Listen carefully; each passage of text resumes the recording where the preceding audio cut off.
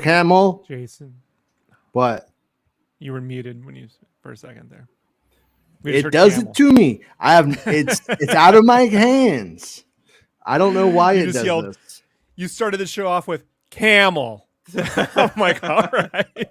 One humps or two. Like it was Mark Hamill, fake fan. By the way, that piece of art that you put on your Twitter, it's pretty good stuff. I think you might have a future in this doodling stuff. 2015 art. I know. It was good. It was really good. I haven't seen it since like last year. So you want? Yeah. So I did this big piece. There was this video game magazine, Retro. It was called Retro Magazine of all things, and they wanted a cover.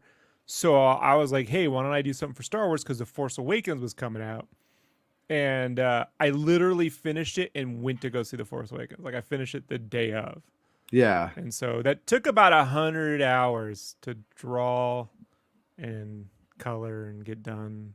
And inevitably people were like, you forgot this. You forgot that. There's always something you forget, you know? Like, I didn't forget. There's just not enough time in the universe to draw every freaking thing.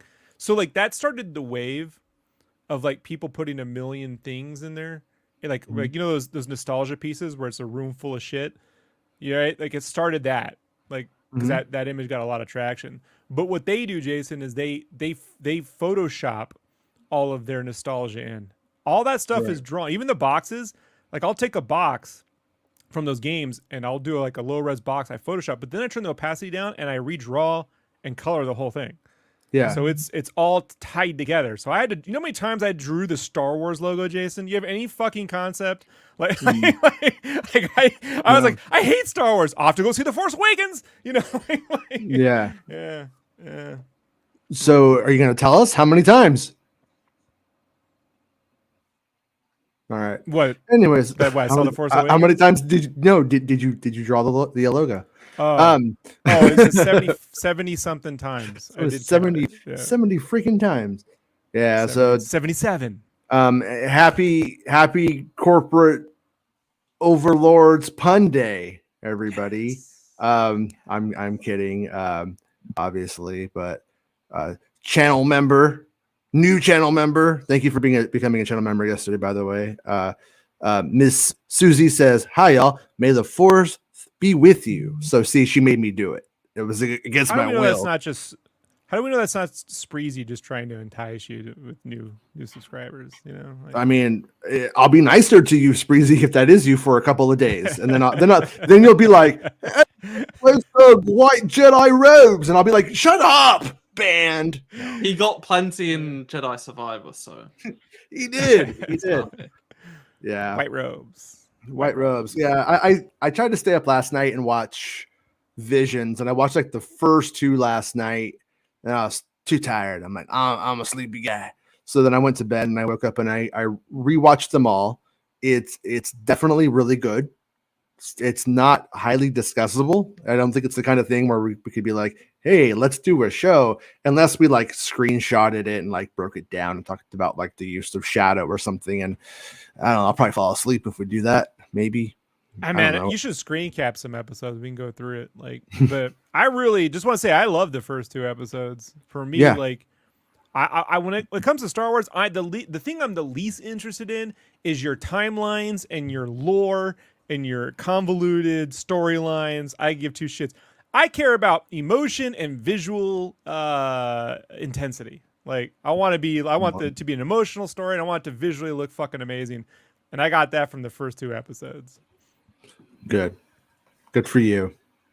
I actually thought that character. Also, I listened to them in French, and I highly recommend the French. You're so pretentious. I'm gonna listen to them in the original French. They're amazing. Yeah. French voice artists they're better than the Japanese. They're better than the Japanese. They don't put on the goofy voices when kids show up or you know. Here's like my problem with American voice acting.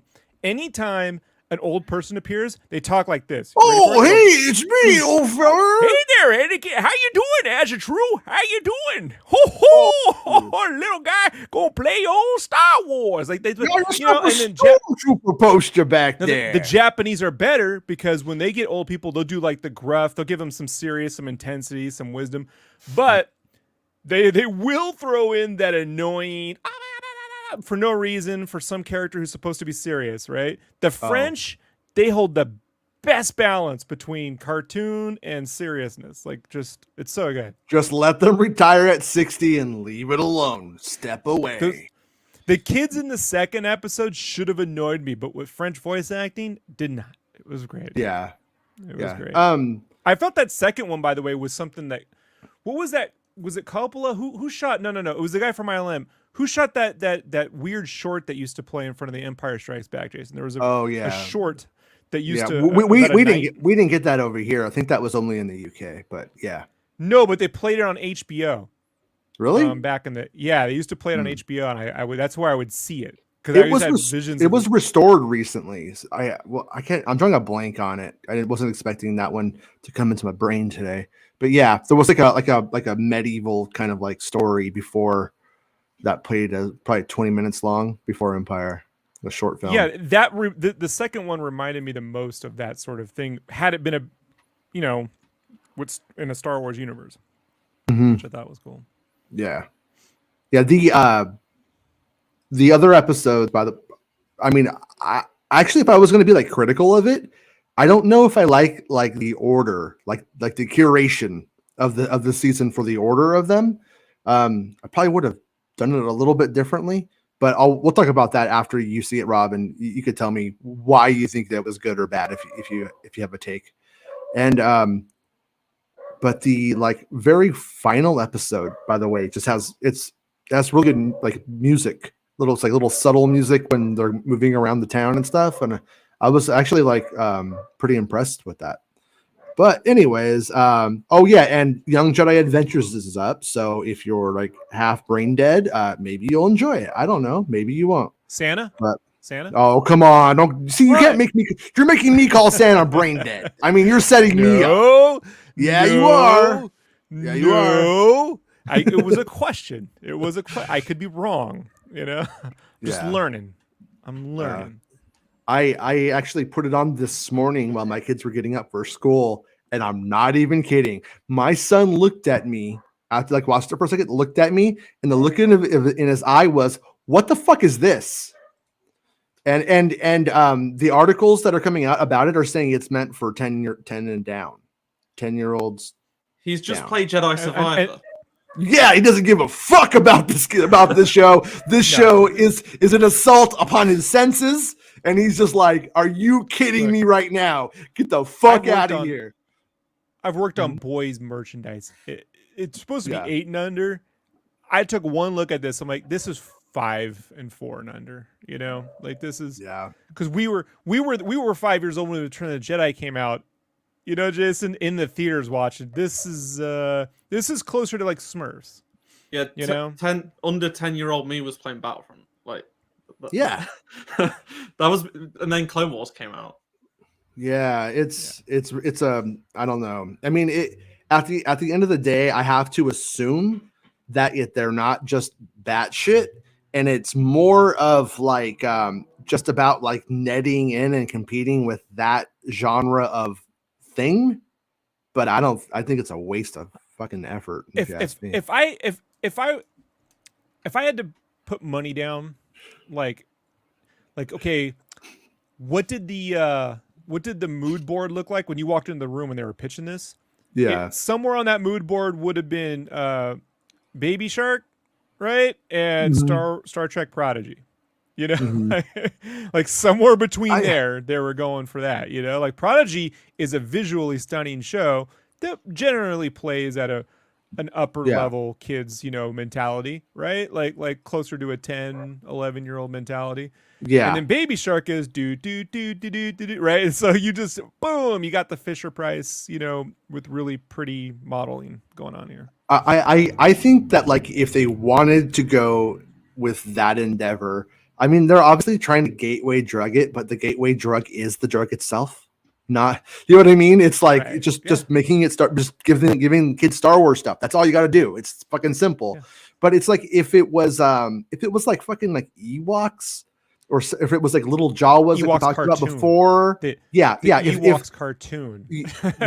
right. No, but I mean, if it was like little Jawas or Porgs or just something, like I'd be like, all right, at least like this can't exist in any other way. So, but anyways, that's all I'm going to talk about it for the rest of my life, hopefully.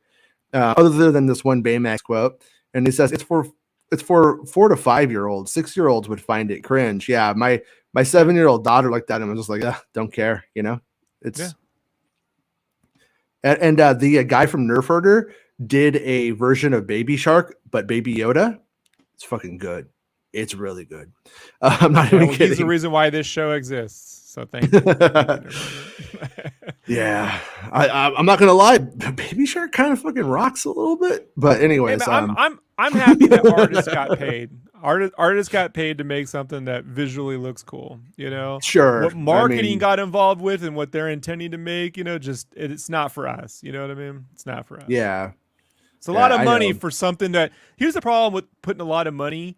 That kind of money into something for 4 or 5-year-olds, you literally could have put a 1960s Muppet in black and white, and they would have watched it too. Like you don't have to spend that much money for 4 and 5-year-olds.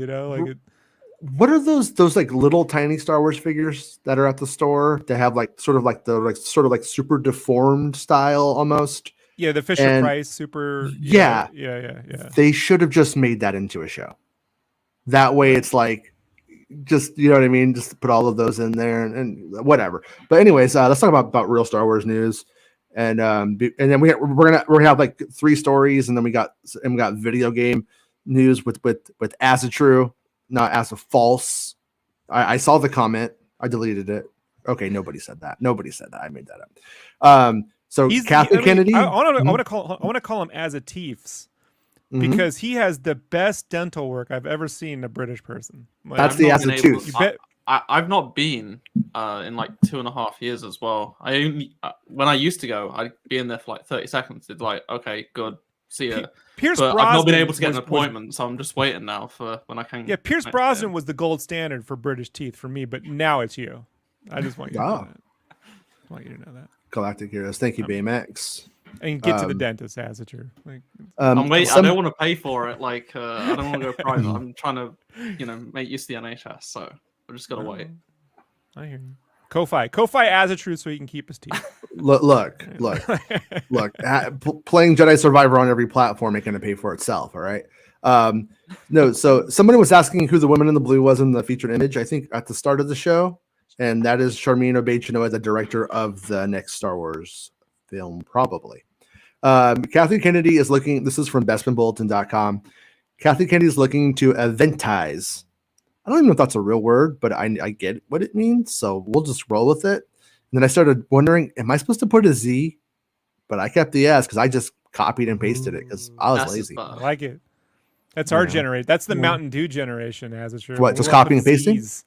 No, we want to put Z's where S's are, or we want to eliminate the letter E from extreme anytime we can. It's really frustrating for me because if I put a word in like a title, like optimize, for example, I typically have to put a Z because most of my audience is American. They're not searching.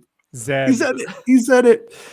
I was like, first time I ever heard that was MasterChef Australia, Jason. They're going from A to Z, and I'm like, what the fuck are Z? Like Power Rangers? Like, what do we? There was a band called Sleeper in the '90s, and the cute British lady in it said A to Z, and then I was like, what the fuck? Why should she say Z? It's like a friend or something? Because I'm like 15 or something. I'm like, what the fuck is she talking about? Z95. That's a Z95, bro. I use it now, and my wife hates it. She thinks it's cultural appropriation. I'm like, from the British? Like is that even possible? Can I get in trouble for appropriating the proper English language? Man, what a tough society we live in. Huh? I honestly I think respectful cultural appropriation is fine. It's you know what I mean. If it's like, wow, I really think what you're doing is beautiful. I want to do it too. That's okay. Intent is everything. Yeah, Intention. but if you're if you're just but when intending to but when you take the In Living Color, the El Rocketeer, as a serious caricature of Hispanic culture, then you're in the wrong fucking territory. Yeah, So, of course. Yeah. But yeah, Baymax says it's a British spelling. The Yanks had to extreme sports the language. No, maybe we're about inclusion and we think Z's don't get enough. What do they get? Zoo. And if we're ever playing Scrabble and you write za and you think that's okay, I'll fucking choke you. Jason, he was so close. He needs to drop the E on extreme. It's X-TREME. That's how you spell it. Mountain Dew culture. Baymax says Sleeper is still on the circuit. Yeah, I like the more like Pixie sounding records. The last one wasn't into it though. I tried. I gave it an honest go, but it was just not really for me. Anyways, let's get to the article. So Kathleen Kennedy is looking to eventize Star Wars, looking at the James Bond franchise as inspiration. And right here is Daisy Ridley, and then this in the middle is Kathleen Kennedy, and she's here to make everything bad for you if you're on YouTube. If you're on YouTube, she's like gonna ruin your stuff, and she's gonna put Jon Favreau in his fucking corner because that's where he belongs. She's gonna make you a lot of money though. Yeah, it's true. And then she doesn't really talk very much, so when she does, it really messes up the narrative. So hopefully she shuts up again. And then over here is Obaid Chinoy and Charmin Obaid Chinoy, and she is the director of the next Star Wars film with Rey. And she directed an episode of Ms. Marvel that people always cite her as, but her documentaries are, if you really want to know what I think she's going to bring to the table, that's where you're going to see some filmmaking, I'd say. Because for a documentary, a lot of times like the establishing shots and stuff like that are very good. The angles, it's like it'll be somebody talking about something somewhat mundane at times, just life, but look at the angles and stuff. And that's what makes it really good. And Jason, not for nothing, but Lucas's whole philosophy when he shot Star Wars, like American Graffiti, was to shoot it like it were a documentary. Yeah, that's exactly. So that's his whole thing. But we will see. They haven't said anything that lets me know that it's gonna go for that. They haven't spoken about anything about it. Spoilers. It'll be like we get the Indiana. Remember, we're like, oh, man's goal. He's got that look. He's gonna bring a whole different look to Indy. You get the Indy trailer. No, it looks like Kingdom of the Crystal Skull Part 2. Like in terms of the cinematography. Like, yeah. Well, I mean, super digital, super big budget movie. I'm not being negative. I'm just saying it looks like a big budget summer movie. It doesn't look like a 80s gritty. In the like 7-minute clip, it plays like an Indiana Jones movie perfectly. So it looks like it, but Jason has to defend everything before the movie. I'm just telling you. No. Before the movie comes out, he defends it. No, I'm saying we've seen a bunch of like bump kind of shit, but when you watch the fucking 7-minute clip, it doesn't look like it looks like a Indiana Jones film. Anyways, next week, Empire Magazine are set to release their next issue, which focuses primarily on Marvel Studios' upcoming series, Secret Invasion, led by Mace Windu. But the magazine also promises a Star Wars blowjob with interviews with various creatives such as Kathleen Kennedy, Dave Filoni, Jon Favreau, along with stars including Rosario Dawson, Amanda Steinberg, Dago McLuna, and Jude Law. Sorry, he really wants to get the word count up, so I gotta start making fun of it when he does it.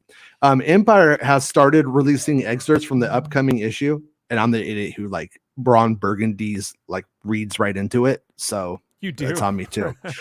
With the latest one focusing on Lucasfilm president Kathleen Kennedy, who's revealed that she wants to eventize Star Wars going forward. So I'm pretty sure Kathleen Kennedy's just making shit up like always, right? Force is female. Come on. Whatever. By the way, that was a Nike shirt given to her. And I like how the guys that hate are crazy. the guys that hate the Force is female are like, can't wait for that Ahsoka series. You know what I mean? Just give, that's all they need. That's going to save Star Wars. Like, right? You know what? They actually say that, but that's like their. I can't be racist or sexist. Ahsoka is my favorite character. They just use that, and then they're going. But watch when Ahsoka comes out, they're going to be like, they ruined Ahsoka. She's fucking woke now. Jason, the Force is female. What's happening with Cara Dune? When we get Cara Dune, they're bringing Cara Dune back. We getting Cara Dune. Should we get Cara Dune? I'm gonna Cara Dune. I'm gonna Cara Dune. No, that's where they went. No, the first videos were Cara Dune's and Mary Sue. And then after she fucking went batshit insane, they were like, "Oh, she's one of us. Where's Cara Dune? She'll let me hold her hand? Are we gonna touch? You know?" And no, I like to think that she's a Mary Sith, Jason. So, yeah, Mary Sith. Bringing that one up. Right. But remember, we George, we already worked this out. She's a Mara Sue. Marsha Sue. Marsha Sue. All right, Lucasfilm haven't released a Star Wars movie since 2019, which didn't please critics and received a mixed response from fans. Skywalker capped Disney's initial Star Wars theatrical run, which saw Lucasfilm and Disney release a Star Wars movie every year from 2015 until 2019.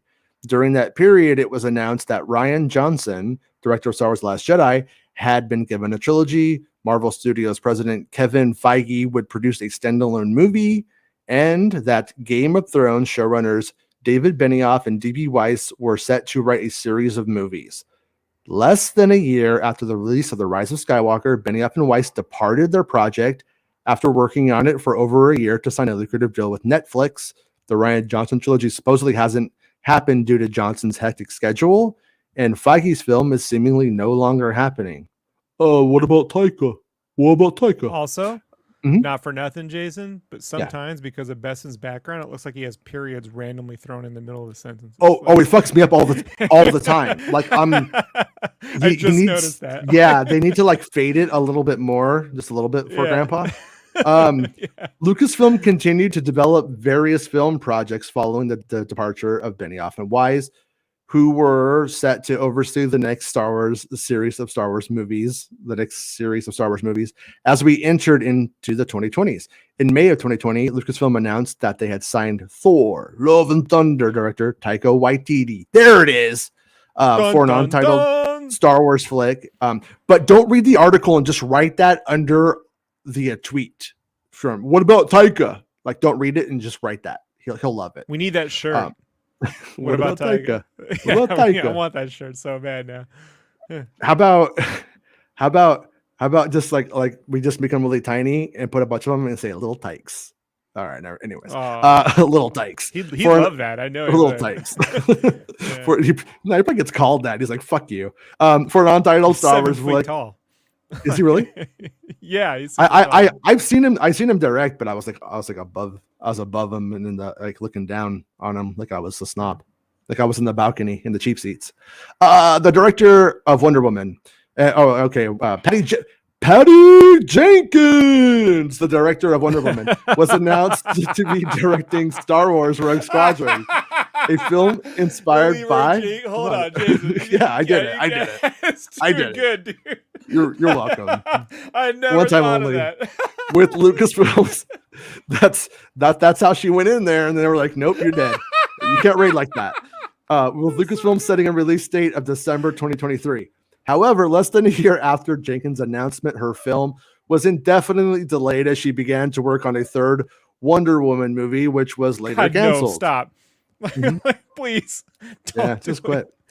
The Waititi project was rumored to release on December 19, 2025, a release date Lucasfilm had been holding for a while. But Kennedy claimed the project would release in late 2023, the release window of Rogue Squadron. But Waititi denied the claim, and a release date for his flick has yet to be dated. Drama. So, yet to be dated. Always a bridesmaid, never a bride. With writers and directors departing, Lucasfilm found a new hope. Oh, fuck you. Fuck you, Bespin. Fuck your whore mouth, Bespin Bulletin. In Law scribe Damon Lindelof, who began working on a project with the studio years after the events of the Star Wars sequel trilogy. In the months that followed, Lindelof and Lucasfilm constructed a writer's room for the film and found the director of the project in Charmin Obaid-Chinoy, the lady up top, Ms. Marvel. It was believed that the film would take the December 2025 release date as momentum swelled behind the project. However, Lindelof departed the project in February of this year as he was asked to leave by the studio, with Lucasfilm hiring Peaky Blinders creator Stephen Knight, which, by the way, that name makes me kind of want to rage too. Peaky Blinders, stupid. The film. The flick was formally announced. The guy that likes. This is from the guy, folks, that loves Greasy Strangler. So you Greasy Strangler's fucking good. He couldn't write. Right. You know what? If you gave that motherfucker $7 million and said write the sequel, he couldn't do it. Okay, because nobody can, because it's that good. Sloppy seconds. Watch Greasy Strangler if you haven't seen it. It's great. Last month, and thank you, Baymax, for turning me on to it. You are truly fucking deranged. Last month, and it is set 15 years after the events of Star Wars: The Rise of Skywalker, and will follow Daisy Ridley's Rey Skywalker as she forms a new Jedi Order.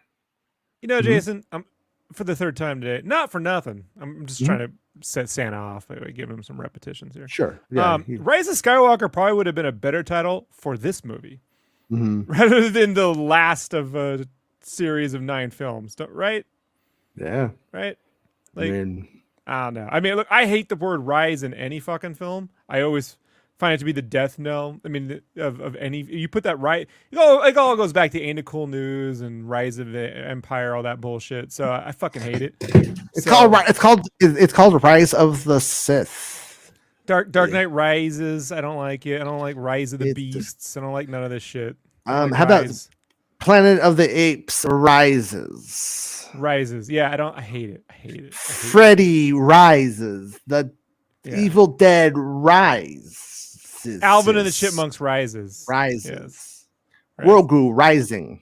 Don't say that. That's Grogu Rising.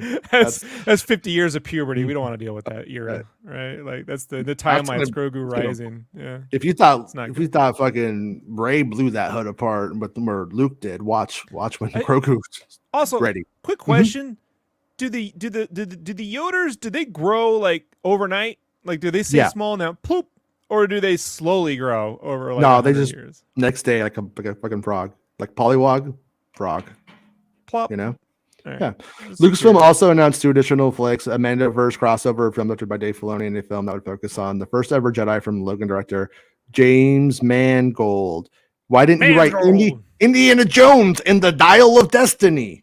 And then you could and you could support Bestonian on Ko-Fi. More Fortnite skins. Yeah. Get him some Fortnite skins. Despite Lucasfilm clearly eager to get a hold of the ground, to get a film off the ground since the release of The Rise of Skywalker, Lucasfilm president Kathleen Kennedy tells Empire, they did take a break. They didn't do Rise of Skywalker and we're like, what's happening next week? They were on a break. They ended up deciding to take a break, though. That did happen. Anyways, Kathleen Kennedy tells Empire Magazine that she's been looking at the iconic James Bond film franchise as inspiration to eventize Star Wars film releases, opting to release a Star Wars film every 3 to 4 years, a departure from the one a year they'd been doing from 2015 to 2019. Kennedy said, "I've often brought up Bond. That's every 3 or 4 years." I don't know why I'm right now. And it wasn't this pressure to feel like you had a movie every year. I feel that was very important to Star Wars. We have to eventize this. It's much better to tell the truth, that we're going to make these movies when they're ready to be made and release them when they're ready to be released. All right. So here's my thing with that quote. It's not true. The difference, though, with the Bond films is you don't have Daniel Craig as Bond, and then the next one, it's a deep fake Sean Connery fucking James Bond in the 60s, and then the next one, it's Roger Moore lookalike taking place in a different era. They're not making every film in a different era with a totally different story in every film. They do a series of 3 or 4 films where they're connected with that particular Bond, and then they recast. So like, wait. almost like Deadline just announced Q Rising. Sorry.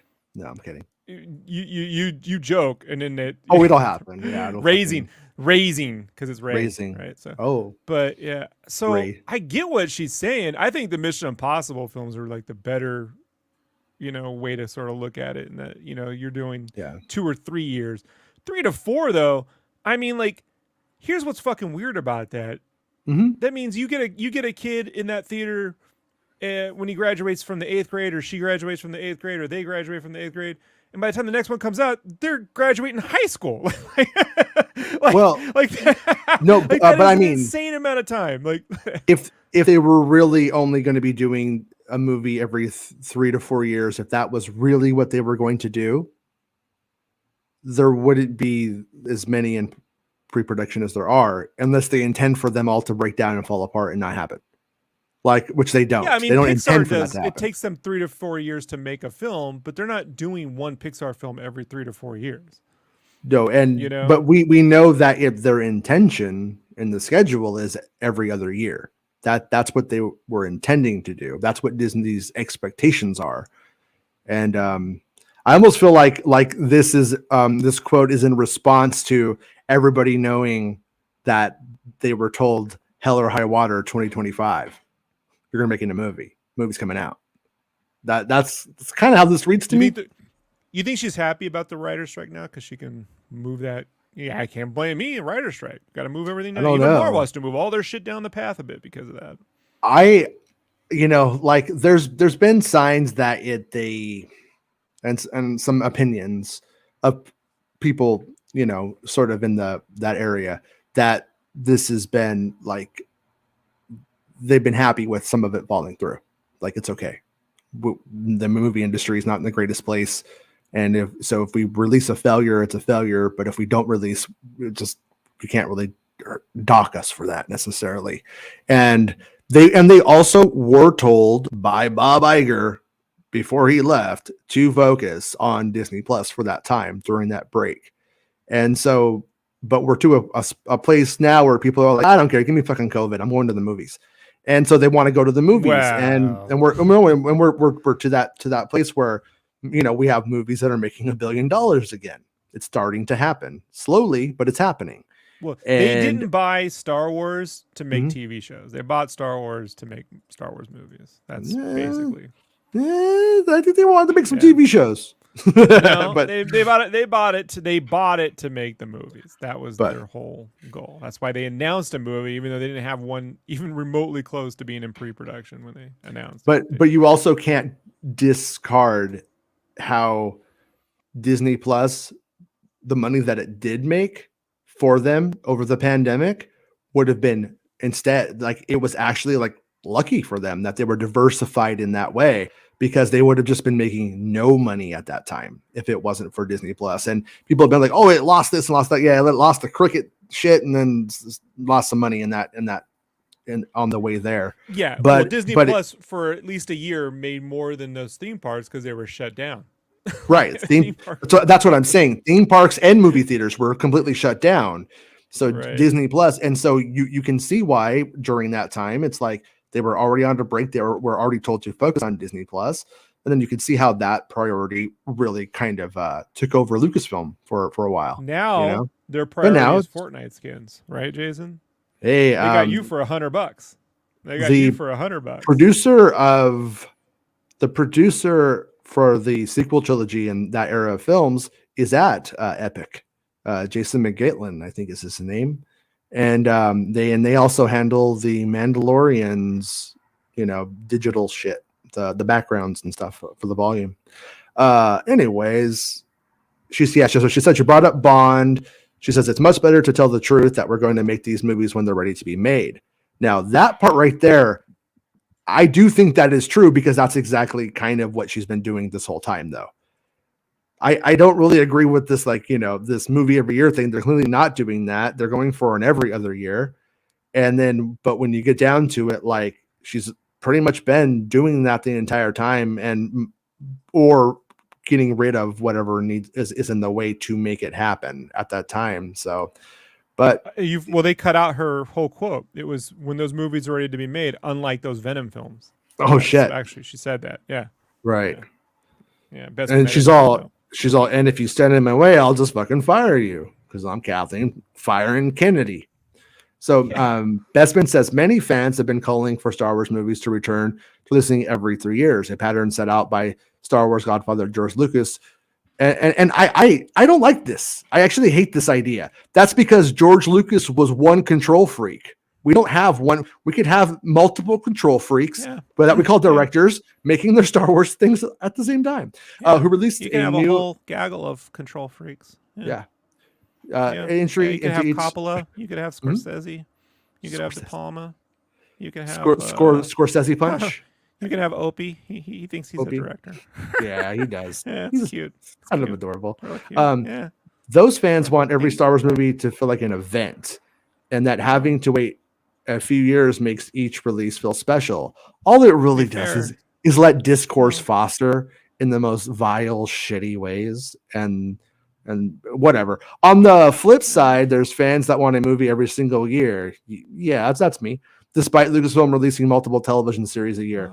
Despite Kennedy's comments of looking to bond to eventised and releasing a new movie every 3 to 4 years, it's been reported that Lucasfilm are hoping to release a Star Wars movie in December 2025, believed to be the Daisy Ridley New Jedi Order flick, and in December 2026, which will reportedly be, the film directed by Dave Filoni, which will act as a crossover film for various series he has produced, including The Mandalorian and Ahsoka.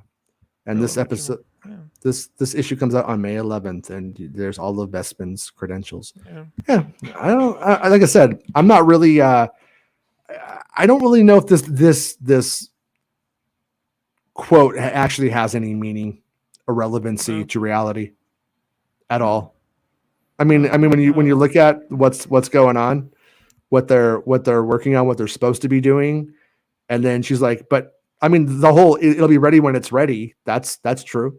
That's how they've always done it. I was wondering if she means like after these films that have been announced. Like, you can't rush Jonathan Hales as a true. You can't rush him. He's gonna write what he's gonna write, and the film will be ready when he's done writing it.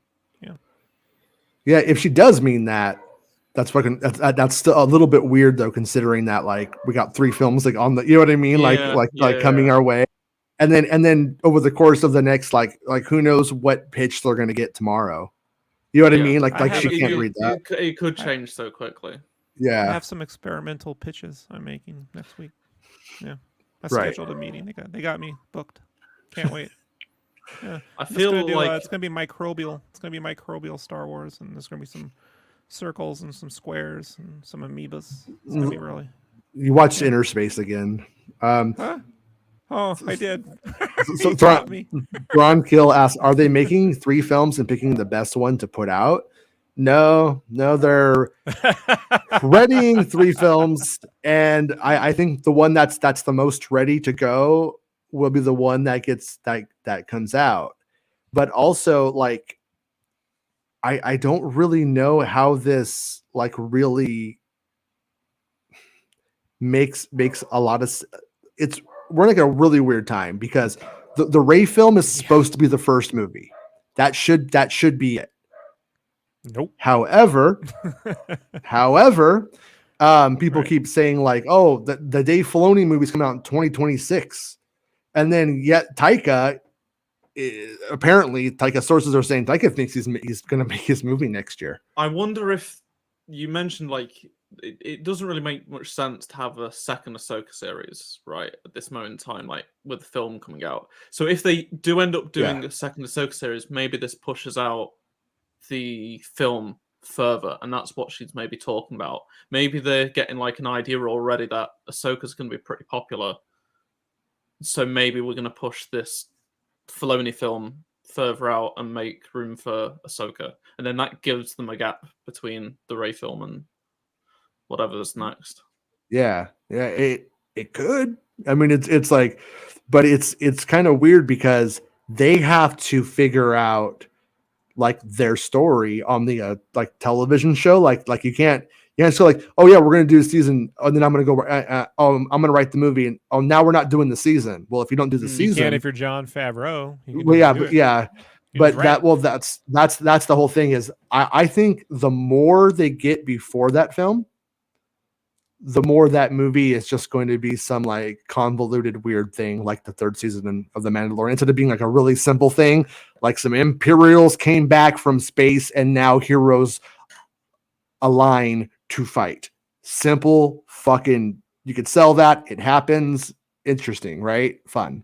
But if we get further, the further we get into it, the more like convoluted it's going to be, the harder it's going to be for characters to play out like in any kind of just like very simple but enjoyable way. Jason, it's gonna be like Seven Samurai meets the Mhm. Paper Moon, meets the Kid, meets Sense and Sensibility, meets 10 Things I Hate About You, meets The Craft. I can't wait to put little witches in there. Oh, And then it's gonna we are the have weird. that We are the Lost World. weirdos, Mister. Is how it's going to start. It's gonna have a little bit of that Lost World, but just the gymnastics. We just gonna put the gymnastics. That's my favorite part of the movie. I can't wait. Yeah, I did see Shin do gymnastics in another movie one time. But anyways, the whole like Mandalorian universe, if you will, is sort of like hanging on. I think moving into that area, and those seasons that do come need to play directly into, or they should anyways, into the things that happen. So with the fourth season of Mandalorian being written, I mean, and filming like this year, I suppose it's possible that they could go and do the Ahsoka the year after, and then film the movie after the Ahsoka series second season was done, if they wanted to. Like that could happen, but that doesn't leave a lot of time. But the one thing that we should also take into account is they may just make it using all of the stuff in the volume in Southern California, and in doing so would probably just have the same production timeline as one of the seasons at the end of the day. And we would hope for more, and maybe with like, if there's like a big battle, the previs stuff could happen early, and ILM could start working well before, just because they know like the gist of what the action stuff is going to be. So maybe that one's going to have an interesting like production flow, but we don't know yet. But we'll know. I want to know what Azure thinks, Jason. I want to know what Azure. Out of these three films, you got your Ray movie, you got your Mando verse movie, and you got your Man's Gold flick, right? In what order are those coming out? Oh wait, hold on. And you got your Taika movie, right? You got 4 films. What order are they actually coming out? Ray Filoni, Man's Gold, because Taika's isn't gonna happen. I don't think it is. No.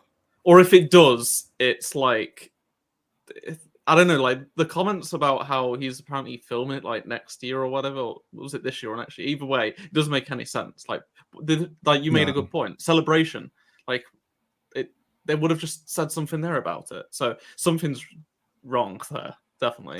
Unless we feel that Taika has enough clout, pull, and power in Hollywood at this moment that it happens when he says it does. If he for some reason has that going, you know what I mean? That might be why it doesn't make sense, but why it happens, I don't know. I'm going for chaos, Jason. I'm saying we're getting Taika first, and then we're gonna get Filoni. No, and then we're gonna get Man's Gold, and then we'll get the Ray thing last. Like, right. You'll see. Right. You'll see. And they'll call that one episode 10 since it took so fucking long to come out. You know? Yeah, in actuality, like I think they're not promising any of these will be a series, because they don't want to admit defeat if there is defeat. And then if there's success, then they'll be like, oh, well, we're going to give you what you want. But it's very clear that the Mandalorian one could have multiple films because it's linked to the shows, and the shows aren't going to end with the film. So that just kind of is what it is. But then the Rey one seems to be the one that would have the most potential, in the sense that you have Rey clearly bringing in a new generation of Jedis and stuff like that, and that developing into further space opera, right? So that's the one that you would want to be the one that gets the exponential boom out of all of this. And with that said, it not being first would actually be good, is what I'm trying to say. So what you're saying is when the movie takes place 15 years after Rise of Skywalker, so Broom Boy is Broom Hunk, right? Like he Oh. shows up like an Attack of the Clones with his broom. He's like, "Hey, Ray, you know, His you name is like Broom. sand? Right? He's all, I can call me sweep it up." Bruno. It's like Bruno, Yeah, but Bruno. Broom Bruno. Bro, Broom Broom Bro. Bro. Oh yeah, I'm Broom Bro. Bro. He's got beast Broom on Bro. lips.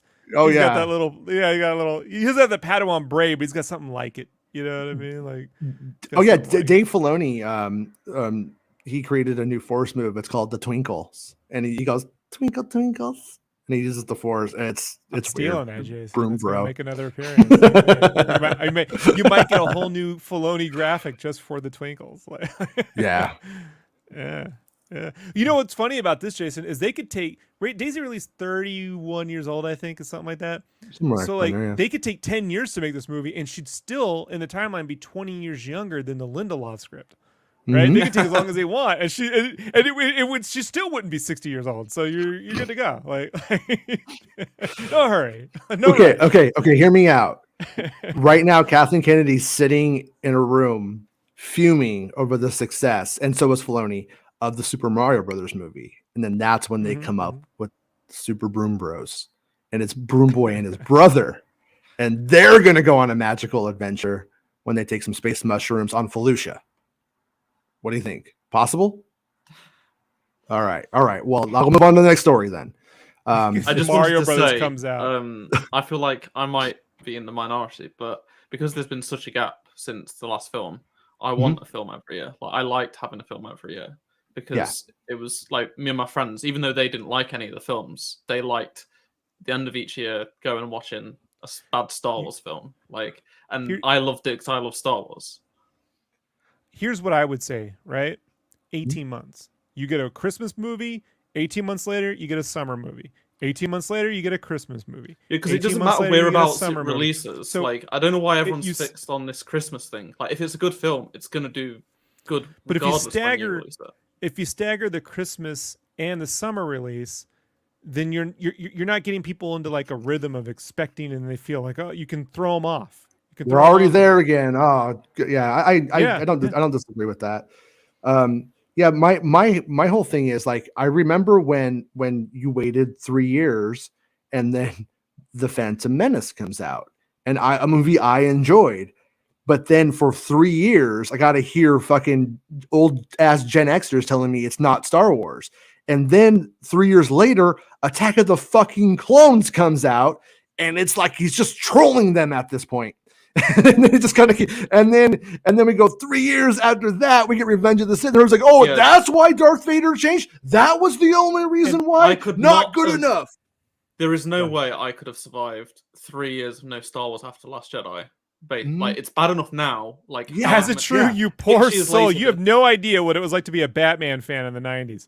Like you have no freaking clue, dude. Like 89 Batman. I'm in the 5th grade going into the 6th grade, and when Batman Returns comes out, I'm like exiting middle school. You know what I mean? like Batman Forever comes out, I'm in high school, almost ready to graduate. Like shit just took forever, bro. Like 3 years, it's nothing.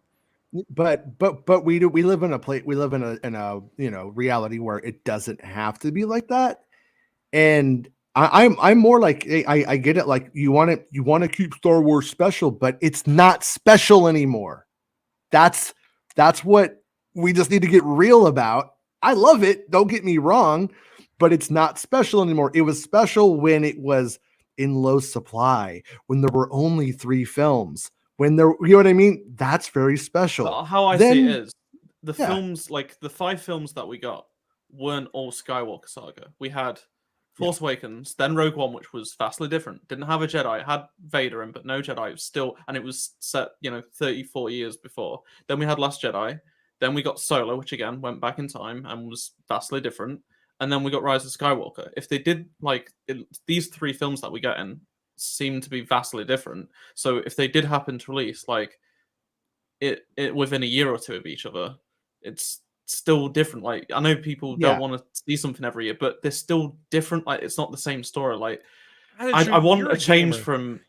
Yeah, but you're a gamer and you're educated. All right, like gamers, and this is serious. Like gamers, they know the difference between a DLC update and battle pass content. They're up on all this.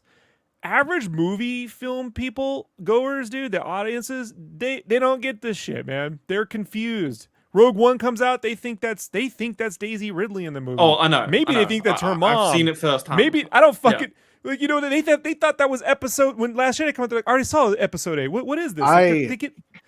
I took my dad to see Rogue One when it came out a few months back before Andor. I took my dad to like see that movie, and then when he asked me what was going on with Star Wars stuff, I told him, and he's all, I thought she died. So we're talking about. He's all, when we saw the last Star Wars movie, she died at the end. He's all, is she a ghost? I was like, oh fuck. What if she buried her own grave and then just gotten it and just like so? And my just, point, and just R2 yeah. pushed the sand over her and like it's done. Like it's Yeah. we buried Rey in the desert. It's over. So my point is, you know, he had a good time though. He thought that was Rey dying. And he had a great time. So you could just go, you know, you can just do whatever you want. It doesn't. You can't account for that. You can't account for that hypothetical.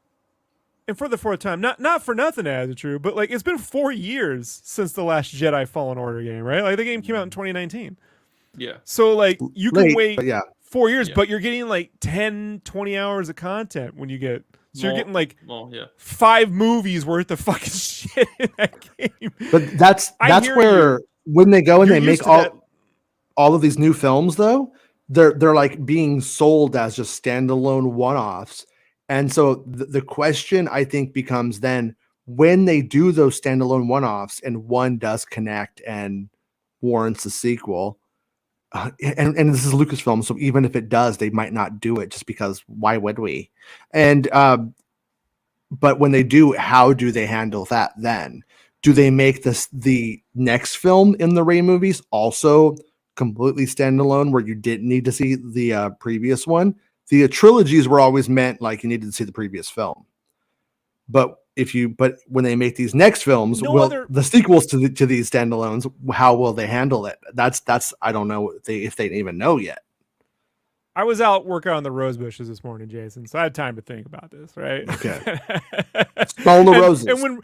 And when rose bushes are like fucking and scraping me, they fuck with you. Like they grab on your shirt, you know, they're like cats, right? You love them, but it comes at a price, right? So I was thinking about this. Could you imagine if the Marvel movies were like, okay, this summer is Captain America. Next summer is Captain America, but it takes place in 1962. And then the next Captain America movie takes place in 1933. But then these are going to be completely different stories, right? But then this Avenger film that takes place, that's going to be in 2052. And then the next, like Star Wars is so focused on timelines that you can't get in, the average audience member can't get involved in a continuing story. And they don't even know how to continue the story in a way because they're trapped in that trilogy fucking problem. You know, like, that's why before all these things were announced, I was saying before Mando season 3, had they skipped season 3 and built a series of films or a film around the Mando, you could at least build your audience with, you know, the last 12 hours of content that they've done over the last 2 years, and then get that goodwill into the movie theaters. And because it was one series, not like a bunch of series, it was one series building a storyline, you wouldn't feel like you had to see the whole thing before you got there. It would be like a bonus, because with Star Wars, you'd still get the opening crawl. The opening crawl could eliminate having to see the other Mandos. You could be like, oh, by the way, like before the movie plays, if you want to see the story that led up to this movie, go on Disney Plus and get the free blah blah blah and see the making of this thing when you sign up today. Blah blah blah. Or the opening crawl could be like, it's been 10 years since Luke Skywalker defeated Darth Vader. You know, and you're like, oh, okay. I kind of know where this is you now. could though. Like you could. It could work in both ways. But now they literally like, we're making a Mandoverse movie where you need to go see 18 fucking series on Disney Pluses to get this fuck. How do you make an opening crawl that covers the Siege of Mandalore, whatever happens in Ahsoka, Book of Boba Fett, RoboCat? Honestly, I feel like what Survivor did with Fallen Order, like something like that. That just works so well. That's why I asked you last time, man, like the story of the Fallen Order probably would have just been, I'm not saying better as a movie series because you got 10 hours of content in a video game. You couldn't that's like 3 films right there, right? Once you edit all that down. But Yeah. that Fallen Order, like the audience is following that character around even with the 4-year wait. So like people will wait to continue the story if they're engaged and the story is, is hitting all the beats. And I just wonder if and I'm not knocking Hollywood talent, but there is a groupthink amongst, certain creative industries. So in games, you're going to hear, and I heard this one all the time, I heard this all the time. You have to have the tutorial, Rob. You don't understand. You have to have the tutorial. If you don't show them how to play the game, they're never going to know how to play the game. And I go, what about Minecraft? Well, and I'm like, no. If it's engaging, you don't need the tutorial. Like the tutorial can get in the way of enjoying the game. Then you guys spend. I don't even listen to the tutorial, Rob. I'm like, fuck you. I'll just hit buttons and figure it out. Leave me alone. This is why for years there was that. You remember that they were putting out how long it took to start Zelda from the time you can play Zelda because of all the fucking cutscenes and tutorials. Like, and it hit like with Skyward Sword like 45 minutes. Like before you could actually play the game. And so like Breath of the Wild was the response to that video because even they recognize it's taken forever to get to these games. Yeah. I just think with Star Wars, they think it has to have this thing and it has to have that. And if it doesn't have this, it's not Star Wars. I don't know if that's true. Like, I don't know, it's just weird. Is there, Jason, do you think there's a way they could shoot 3 films back to back and release them all within 18 months? Like, no, and get away with it? Or do you think because of the $100 and $200 million ad campaigns, it's impossible? No, I don't. Is 2 years the shortest you can do, or 18 months the shortest you can do for one film at a time? Or, you know what I mean? Like, I mean, they could make, right now they could make 3 movies at a time. I mean, like if we just get to the old system, and there's more studio space that they're utilizing at this moment in the UK than they used to, for the most part. I think by a little bit. And so anyways, where I'm going with this is they had no problem doing 2 films. There was always 2 going at one time. At one point, there might even have been 3 for a very short time, like around like Rogue One, The Last Jedi, and Solo. I'd have to check on that. It's been a long time, but it was really close. Like we're talking like very, very close. So they could definitely do 2 in the UK and 1 here. No problem. The actual like challenge for them would be 2 there, 1 here, and the television shows all at the same time. Think about this. That's where it gets a little bit like, I don't know how they could do it. Yeah. Think about this. Before Disney Plus, Marvel was releasing 3 films a year. All right. 3 Marvel films in 1 year. Yeah. Now, what if you had a trilogy release 3 films in 1 year's span, where and you leave them in the theaters? Like by the time the second one comes out, you could see the first one, it's still in theaters, right? And it's like, and when the third one comes out by Christmas, let's say you start in January, you have one in summer, and in December, you're like, see the trilogy in theaters this Christmas. You know what I mean? It's the only time you can see a whole trilogy, 3, so you can get the trilogy package, the fucking special trilogy fucking cups. Like, if they plan that out, no one's ever done that before. No one's gotten but if you did that and you kept the film short, you didn't make them 3 hours fucking long each, right? Like, I love Avatar, but you can't put Star Wars. Yeah, but Star Wars is if they well were aware relatively of that. short and they were brisk, and in 1 year you dropped a whole trilogy of fucking films within the 12 months. I mean, and you leave them in the theaters for that. You don't even put them on streaming that year. Nothing's going to streaming. Nothing's going to video. They're going to be in the theaters the whole year. I mean, but look, I think that kind of. But trilogies are dead, just like Prince. I think that kind of thought is like, it's just not in. They're not capable of thinking that way. They're incapable of thinking that way because they go, you can't, Rob, because of this and this and this and that. Well, and I'm like, yeah, that is not how industries push forward. That's not how industries push forward. Lucas didn't go, well, you can't do that because it doesn't have this and it doesn't have that. When you're Disney and you are the industry, you don't give a fuck. They lost 12%. Yeah, they lost 12% of their fucking theatrical fucking footholding over the last 12 to 18 months. So they're not indestructible. I'm not saying that. I'm saying when you are the mainstream, you don't want to fuck with the status quo when you've been making money at it, though. you know. But if you did that, then you could say, oh, we're going to take another 3 years before we even do one film. Like you could just. I actually do think if they kickstart. did 3 Star Wars movies in 1 year, that would literally drive people crazy. Yeah, but then they wouldn't. Then they would miss it after 12 months. Because at Star Wars films, you remember that year you saw a whole trilogy of films, and if it was fucking fun, you wouldn't care. The problem with films like The Matrix is they got more complicated as they went along, needlessly so, and more convoluted. Well, but if it was a brisk, fun thing, this is a different generation. They're playing 10 hours of fucking Fallen Order in 1 week. Like week as a trip. Yeah, but that's like that's the game. 20 hours in 2 days for me. Don't get me wrong. I could do it. Yeah, me and Luke did 19 hours to play through it. But if you set everyone up when you go in the theater and you let them know, by the way, the trilogy's coming. This is episode 1, 2, and 3, and you'd really built around that. Fine, thing. Rob. I'll greenlight it. We're doing it. No. I know the answer is always no, but is it true? I try to. Is it true? Your treasurer, you got the money? Fuck.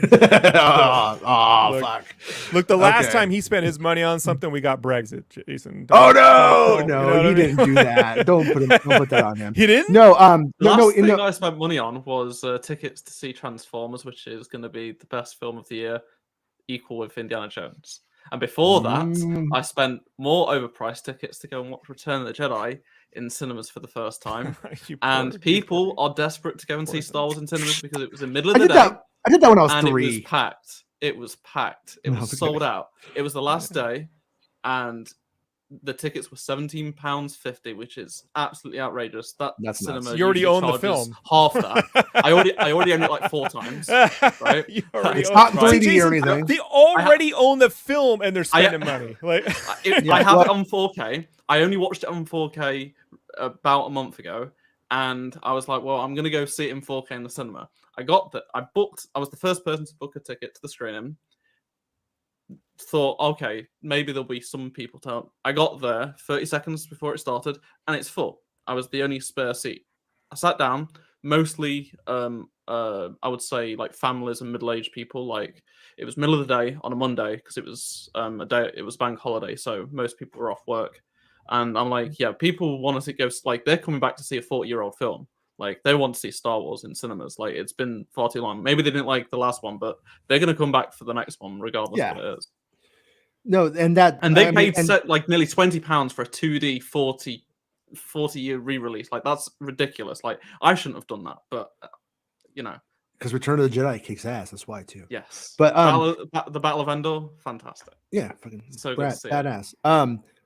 But the realistically though, just looking back at the last model that we had, the pre-Rise of Skywalker era, that era right there. If you simply cut out Solo from that right there, you could have done it all again.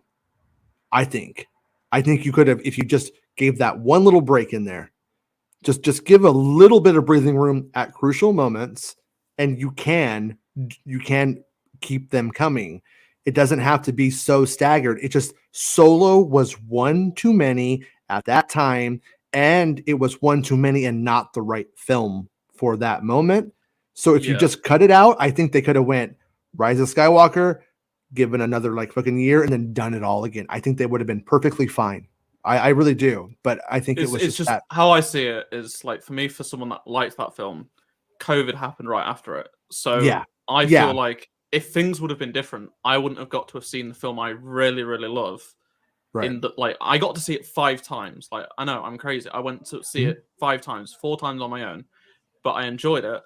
And then just after that, COVID happened. So if it would have been delayed, what if they I don't know, made it worse somehow? Like, would it have gone cinemas didn't really open up for like 18 months, something like that. They'd have been scared to release it like a year later. They would have, I think they would have done some kind of drive-in theater kind of thing. Yeah, and I don't want that. I want that would have been the best quality in where I usually go. And it was a perfect time. And then since then, it's been downhill. So how I see it is, it was a great moment for me. And if things would have been any different, it would have been worse. So I'm glad. Because he doesn't own a car, Jason. Selfish, they don't have cars out. I've got a car. I drove away on my own to go see. I don't like owning a car, but I do appreciate the drive of it if you do own a car. You can He bring your put own stuff fuel. in the boot. Okay. Yeah. What do you call it? Aria. You could bring your own bangers and mash. You know what I'm saying? You could just eat blood sausage right in the car, right? You just Red Bull and blood sausage and beans. Nom, nom, nom, nom, nom, nom. Aria gave Donkey Kong Cash 50. Thank you, Daria. It says, why can't we have sequel shows? We really gotta work upwards because it'll take forever. And yeah, I know where you're coming from on that one. And I think there's kind of two things at play. Number one is the post Return of the Jedi era was the most attractive to the filmmakers who they were in business with at that time. But also on top of it, like I think they up until like this last season of Mando, maybe even Ahsoka, I'm not sure, they were reusing the stuff from Rogue One and Solo. They were reusing the stormtroopers and stuff like that, and bits and pieces of it. You know, if you remember, I told you guys that Moloch Speeder was out there because it was just shipped over with all of the rest of the shit that they were reusing. And I don't think we saw Moloch Speeder show up in anything, so I'm guessing that's the only reason why. But point being, the sequel trilogy stuff, though, I think was also being kind of curated for the next thing. And then there was supposed to be more sequel trilogy content coming. So that stuff would be busted out again and reused for those films. And I think that that's sort of where they have been, because I think some of the television show stuff that's happened has only happened at that price point because they had the ability to use the armor that they had to kit bash it or whatever they needed to like do. So if they had moved 60 years out from that, I would imagine we would be more in the sequel trilogy era. A possibility would be more possible for content there. But I also think that it is basically off limits because that's where the films are going. And overall, I think that that's probably wise, because then if you start doing things in the films, in the TV shows, now the films have to like honor that climate. And then we end up with the problem that Mando currently has, where it's trying to climatize the universe in the middle of the Mandalorian. And people are like, why the fuck are you doing this to me right now? Like, why are you? I don't care. Why are you telling me this? So, and we don't really want those shows. And I'm hoping that Mando is just doing like the heavy lifting right now, just getting it all out of the way, setting up what it all means. And then we get to move past it back to having a lot of fun. And so that would be my take. That's probably why. And also, like I said, like the films were supposed to, take place during the sequel trilogy era, stuff like that. So, but then moving 15 years out, I think does leave more room open for that 15-year gap once that stuff is written. Like, I think it's more possible. So I think it will happen. But also, we got High Republic content coming. So we're going like between about 100 to 50 years before Phantom Menace right now. Then we're going, out 8 years after Return of the Jedi. And then we're going into a film that's about probably going to be 9 to 10 years after Return of the Jedi. I would assume. The average film audience isn't going to get that timeline shit, man. They're just not. But it has to do with what props, what costumes, and what the feel and vibe and look is. And the High Republic stuff is looking way more defined in my brain as of late, after playing Jedi Survivor and after seeing a ton of shit from Acolyte over the last couple of months. It's like it's all kind of like it is getting its own different kind of look, and I'm enjoying it. But the sequel trilogy era post Rise of Skywalker will also have to start to come up with a look and a feel and a vibe, or otherwise, why even do it? Like, if it's not to capitalize on like Poe Dameron, X-Wing pilot, if they're not capitalizing on that, then it's like, why even go to the era at this time when you have everything set up? Would have been interesting, Jason, if they were setting up 3 films coming out that each one sort of focused. I'm not saying a solo character film, but you had Daisy, where she's a, an Obi-Wan type character. You have where he's doing like a Rogue Squadron type thing, and Finn is doing like, the solo Yojimbo style wandering, kind of like, Kurosawa kind of film. And then you split those characters up to put them back together in a 4th film or something, Right. just to kind of like just to kickstart some of the energy, you know. But you don't call them Ray, Finn, and Poe the movie, you know, like that bullshit. I'm not a fan of that. Yeah, I'm not a fan. It's because I in my opinion, factually, the Marvel people at Disney were the ones who were marketing the last Star Wars stuff, and like I think they were the ones that had a big hand in a Star Wars story. So like Solo, a Star Wars story, and all of that stuff, and I don't think that. Yeah, had it been like Star Wars Jedi Order, Star Wars Way of the Force with Finn, and Star Wars Rogue Squadron with Poe, and there was all these other characters, but they're, you know what I mean, they're in it in a prominent way. Yeah. Then I think like you get a feeling of a connected storyline without it being a directly connected storyline, and you could leave it there or continue that if it works. They want options, is what they really want. That's what I garner. They don't want to feel like, you know, but go watch Star Wars if you guys haven't watched Star Wars Visions, when you watch it, imagine just for a second while you're watching that this was a film. And when does it take place? You have no idea unless you see like a stormtrooper. It's an anthology. No. But what I'm saying is you have like 15 or 9 films right there that all and most of them, it doesn't matter when they actually take place. It's utterly like when the Sith Lord shows up. Does it matter if this is 100 years after the Rise of Skywalker or it's 500 years before Yoda? It literally doesn't matter to the story. So it's like a lot of to its benefit. I agree with you, and I think that's what's important about like the second episode, the Screech's Cave, like that could be any timeline. It's irrelevant. It's just a cool story told in a Star Wars. You know, it's a cool prologue, right? In a way, in a Star Wars story. It's not. You know, it was 300 years or exactly 67 days. Because, you know, 68 years after this event, totally different timeline. But 67 years look totally different. You know, like it's. Yeah. There's one called The Pit that I really enjoyed. And it's like these people that are mining kyber crystals in a pit. And then they're done. The Empire just flies away and the people are stuck in the pit.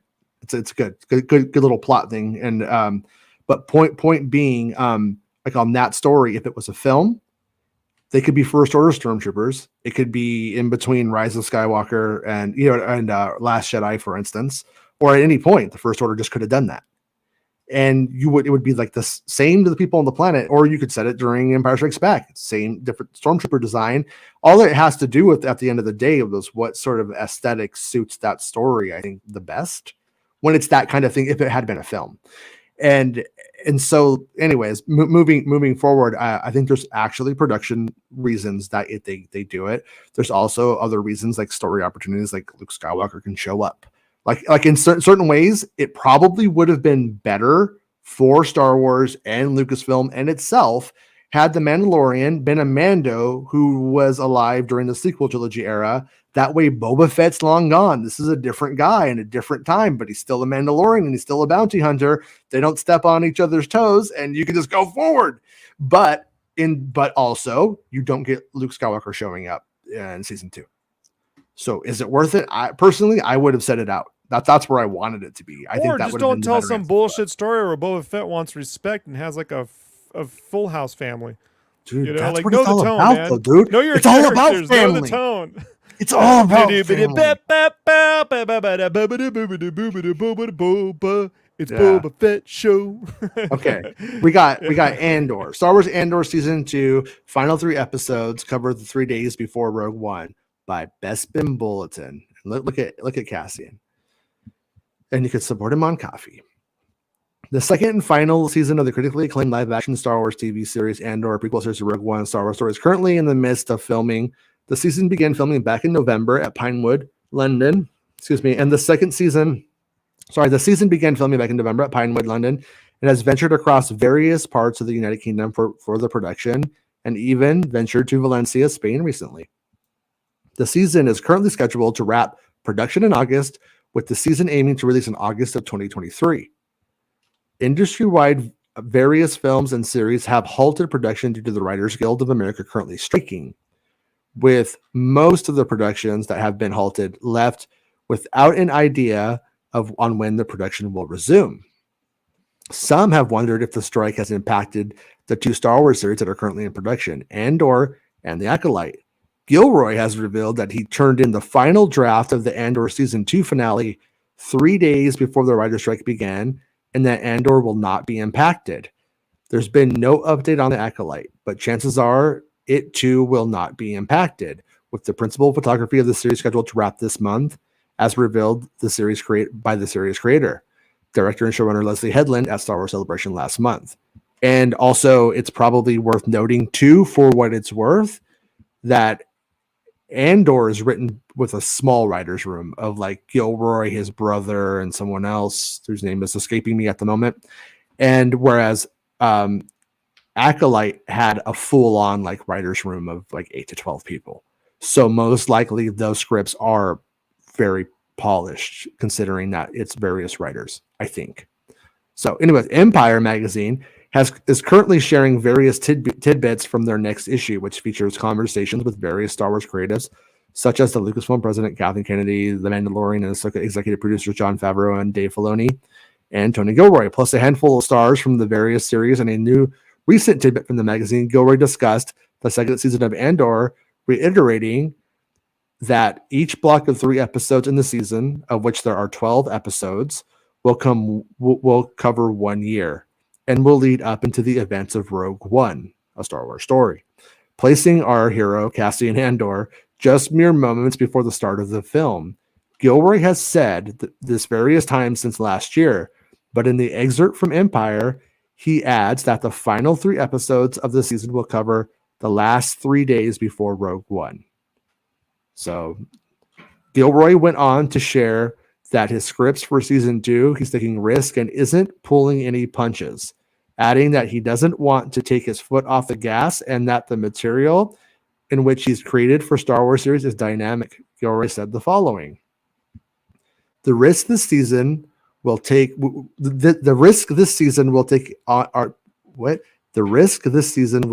are very different. I think that's a typo probably. In every way. The risk this season will take are very different. Sorry, it's my old man eyes. In every way. Look, man, I'm not trying to make a career here. If anything, I'm on the downhill side of a long career, but this is an opportunity. This is 1,500 pages of the most dynamic material in these people's lives to deal with. We got it right the first time, and you don't want to let your foot off the gas. Amen, brother. Amen. The Andor showrunner didn't share much else in the newly released excerpt from Empire. Perhaps there'll be much more from the creator. Jason, was that? And Jason, yeah, what you cut off right there. We don't want to leave, and that's why every character is going to get a lightsaber this season. Oh, right? Everyone's getting lightsabers. Oh, Hasbro's happy. We got ratings. Ratings. Ratings. REY. Tings. Yeah. Ratings. We got to get those Kenobi numbers up. You know, like Kenobi. How many rays did Andor have? Is the standard for ratings. Yeah. 5 Ridleys out of 10. Got to get the ratings up. Okay. Cracked helmets. Right? But he did run. You know. All right.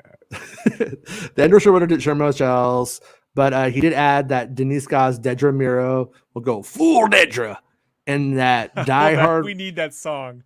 Full Jason, Dedra. You need to make that song. Full Dedra. Revolutions such as Stellan Skarsgård's Luthen Rael will face growing pains of the rebellion, with Gilroy saying some of its core ingredients are secrecy and paranoia and lack of trust and betrayal. So how difficult is it to build a revolution? And what happens to the original gangsters and other people when other people get involved? Which he said this before. And that's what makes me think he gets thrown under the bus. I think he's going to get killed. The second season of Andor is set to release on August of next year, and the latest issue of Empire will release May 11th. And once again, you can support Bespin on Coffee. And one last thing before we get to Azatrue, because Azatrue has some subtitles, I just want to show this. Ahsoka features this is from Empire, an animatronic loth cat from the creators of Grogu. The detail was next level, says Rosario Dawson. That's pretty much all that there is to really talk about in the article. But you can see the little loth cat right there, and it's good. It's good. Cool. But you saw it, so shut up. So yeah, but Andor 2. Andor 2 is going to be, I think it's going to be like real kind of like breakneck in terms of like 3 episodes is for Andor, which was really slow in a good way. But I think it's going to be like boom, and then we're going to start the next one, and we're going to be like lost again. I'm actually expecting it to be, because of the time jumps. I'm expecting the Andor episodes to actually start longer, like the first one to be, you know, a longer episode, because you're going to have to do some exposition every 3 episodes, basically, to say where you are and why you're there, and what's up. Unless the final episode of the arc really sets up what that's going to be, and then you just kind of jump right get into Alan it. Thicke, and you do the growing pains of the rebellion theme song. Right. You know? Previously in the last episode, he was pretty amazing. He was pretty amazing. I don't think did a good job. Rain and shine He wrote all the some. time. No, fucking Facts of Life. Come on, man, shit rocks. But so as it true, how many hours are you into Survivor now? Do you know? Well, it's been a bit weird because, like I've said before, I play games from a completely different perspective. For example, I played the game, like the entire story, and Yeah. for like 23 hours. Then I did some of the, maybe some of the side stuff. But like, I'm playing the game, focusing on content. Like, as much as I'm enjoying the game for myself, like I'm like, okay, how can I make videos out of this? Right. How can I maximize like my time spent playing, turn it into content? So then, as soon as the game came out, as soon as someone put up their file of like a modded version, I installed that, and I've just been using that because it's unlocked everything. So I don't have to go around and actually play it for myself. Like, I haven't got to do like all that. You're sort of disgusting. stuff. I know that. That's how I work. I am disappointed in you. I'm going to talk to your father, Nick. Nick, we need to set him down and talk about sportsmanship. So it's like, if I, didn't have to make videos about it, I would have absolutely took my time. Like most of my friends, It's been pretty good because like they've really taken their time, and like a lot of people in my community, like my Discord, they've only just sort of come into the end of it because they've done a lot of the open world stuff, and I would have took my time. But unfortunately, I can't play. I'm not able to enjoy games like that. So I have a different perspective. To tell you, yesterday, I picked Luke up from school, and he's like, "Did you talk to Azature?" I was like, "Yeah." He's like, "Did he use it?" I'm like, "What?" And he's like, "We got under the helmet. We sent it to him. Did he use it? Did he make a video about it?" I'm like, "I don't know, maybe." But because I actually did that with Battlefront 2. Like that was a video I made that did quite well because I was like, oh, that's what's Phasma's and Boba's face, like, and you could see like a really strange looking face. So I would do it. It's just that at this moment in time, it's still not safe to do. I want to make a video what's under Boba's face because a lot of people, but I can't really make a video. Like, people are crying over the smallest thing still. It's not safe to do something like that. So I was going to make a video on the whole Boba thing, but I've decided to scrap it because everyone's already uploaded their thumbnails with Boba in anyway, so there's no point in me wasting time. But eventually, I'll do like a random video in maybe a week or two and just say, oh, look, there's Boba's face. Like I like doing those sort of fun things. It's just been really hard not, being able to show much from the game. So it's been last night. I did the there's that like cube, and you go inside the cube, and there's like an elevator that goes. It's like a High Republic cube, and you go inside it, and then like it takes you down, and you got to you use that spray with the stuff. I was like, what? How does this work? I was really pissed off at it. I'm like, this is too hard. How does this puzzle work? And then I figured it all out, and I'm feeling really good about myself. And I'm doing like the stuff up to the very last little thing, and when I go to do the very last thing, the game just goes bloop, just turned off. And then I was like, $70. No! I go back in. I'm a good 10 minutes before I even walked into that place. I was in that place for about an hour. I was like, oh, you son of a bitch. But so man, I find it unacceptable. I find it unacceptable. And I'm not gonna be one of those guys that rails against it's EA, it's a big corporate. No, it's just unacceptable. And it's not just them. The Pokemon fucking game that was running at 10 frames per second and shit popping in everywhere. It's $70 title. Unacceptable. Could you imagine we go to the movie theaters and like the visual effects were popping in and out and fucking scenes and shit. Like, Well, Rob, the frame rate jumps around. Like I went to see Gremlins 2, and Gremlins actually went up into the projection room and tore up the print, and the Hulkster yelled at them, and it ruined the movie. I ruined the movie for me. It was the worst movie experience I ever had, so I know where you're coming from. Oh, that happened to me on the Phantom Menace, but it actually tore. Like I thought it was a Gremlins moment, but it tore. As it's true, that was my Phantom Menace experience. The movie ripped 3 minutes into the film, and we all had to leave and get a ticket to come back another day. Like that's what we stayed up all night for.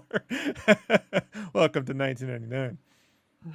Yeah, but yeah, I waited forever for Crystal Skull, and then it started playing The Happening in the middle of it.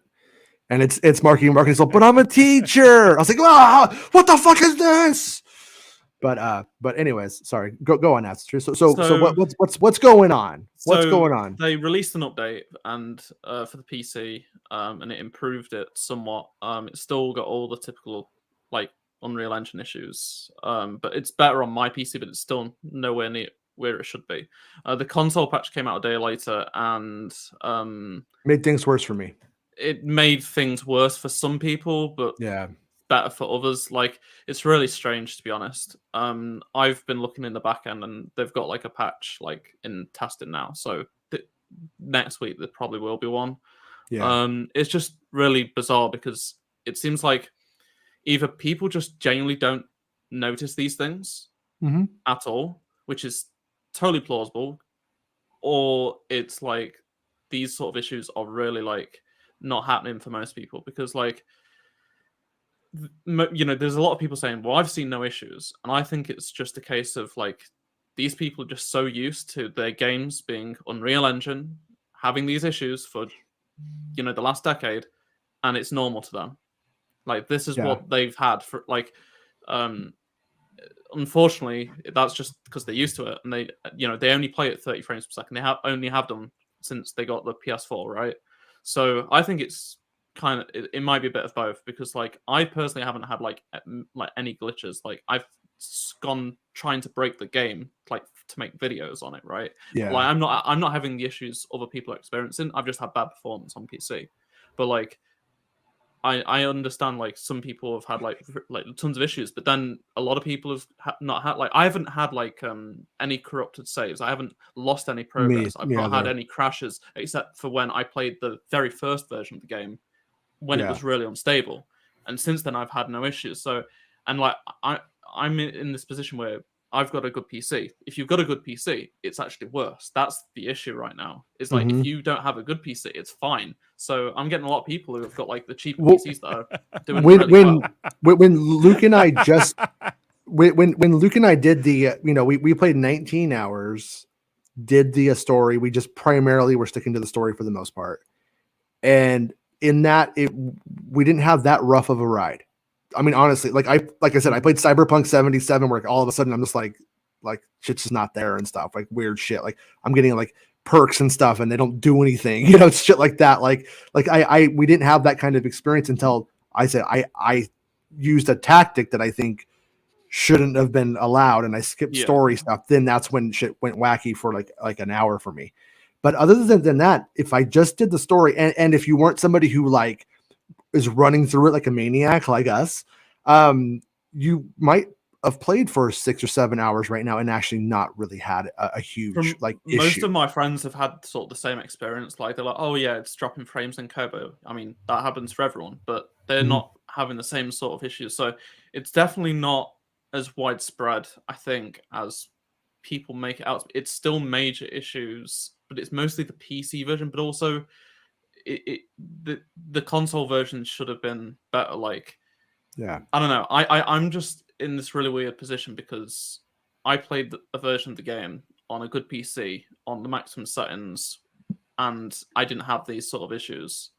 So I felt like the PC version wasn't going to be as like it was going to be a bit like Fallen Order at launch because the Fallen Order PC version wasn't very good because it had the Unreal Engine stuff going on. So it really sucks because it's now the whole thing is the game is you know, the game's obviously really, really good, but then the people that haven't played the game are using this as like the game's really bad. Like I've just seen a clip on Twitter, it's gone viral, like 8,000 likes, and it's of a streamer. You know, the start where you're hanging off the metal and there's the stormtroopers are shooting you, and it goes into like the stormtrooper hits, like shoots it. Well, she was, instead of going to the right, she kept going backwards, right? She's on the lowest difficulty, and all the stormtrooper shots are completely missing it. And this person's just posted saying, "Great game design," right? So everyone seeing this is assuming the game's completely broken because stormtroopers won't hit her. She's on the lowest difficulty. If you change the difficulty, it actually does hit you if you don't keep going forward. Like it's scripted because it's trying to push you to a cutscene.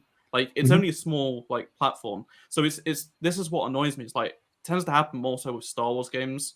It like I know Star Wars games are pretty big, but like with Battlefront and this game, like accounts like that on Twitter who don't own the game, haven't touched the game, are just picking the most stupid thing, and then people who don't know any better assume that is the game, when in reality it's just them not using the oh, Jason's frozen.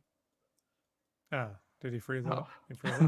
We've lost him. As it's true, imagine if I said, hey, when you go to the theater, make sure you go to the shittiest theater, because if you go to the good ones, the movie's not going to run. It's not going to run well. What you need to do is go to bargain basement theaters. You know, like, am I still not here? Yeah, no, you're back. Okay, so, I never left. I was just here the whole time. It was just normal. It was like, okay. I don't know. So yeah, like that just frustrates me as like someone that's like really into like these games and stuff. Like, you know, for example, like there was one YouTuber, he's really, really big. He made an entire video about me. Bestman Bulletin says we did to him what Fabs and Tem did to Boba Fett. Sideline, Boba Fett star Tamara Morrison. Nobody rang me. I was waiting for the phone call. Sorry, but there was a guy made a video about you. Yeah, so basically, like a guy that made videos like attacking Battlefront, like back when it was the pay to win stuff, right? Yeah, you know, he was one of the reasons like that spread misinformation about how bad it was, because like I actually played the game. I played the game before the game came out. I knew all the math that went around made it worse than it actually was, right? And like he actually used like gameplay in one of my videos. Like, I'm not gonna name his name, but he's got like millions of subscribers. He used my gameplay and didn't credit me. I tweeted like, "Oh, sorry, use my stuff. Use my stuff without like credit." So he blocked me and then deleted his video and then made an entire video saying, "Don't attack this guy, but like, you know, he doesn't understand copyright law." Well, his fans are absolutely mentally insane. So what did I get for months? Harassment. Yeah. Like non-stop. Like I got the worst stuff for like months because of this guy. And like he's you know, super successful now. I mean, he already was super successful. He had like, you know, 500,000 subs. I had like 10,000. Yeah. Much. And like that was that Warwick guy, Davis. Like, he was doing that to you on the Twitch again. Poor Warwick, dude. You know. So you know, it's like people like that don't actually care about these games, that don't play these games, just use like Twitter or YouTube and take something out of context and run with it. And then the game has issues, but it's always made worse out than it actually is. And it's like, you know, I got made fun of for making videos about Battlefront because like Battlefront was like the big boogeyman that everyone hated at that time. Yeah. Like, you know, I was making a living making Battlefront videos, and these guys were all complaining about it. Like, I don't know, but yeah, the game's obviously good. The game's doing well. There'll be patches. It's not perfect, but I do feel like some of the wind out of its sails gone a bit because of what's happened. But it is like a really good game. Yeah, like, I don't think really I beat it and I'm still playing it.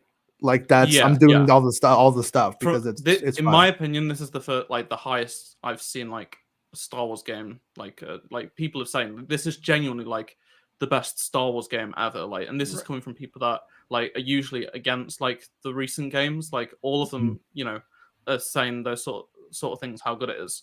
I just think that, you know, people are now coming to the end of playing the game. Like that's what I'm gathering. Like a lot of people have like, you know, had the weekend to play through it and everything, and they've seen like more issues than they were experiencing at the start of the game, which is weird because I had less issues at the that was my thing. It got better as it went on. So I don't know. It's different platforms though.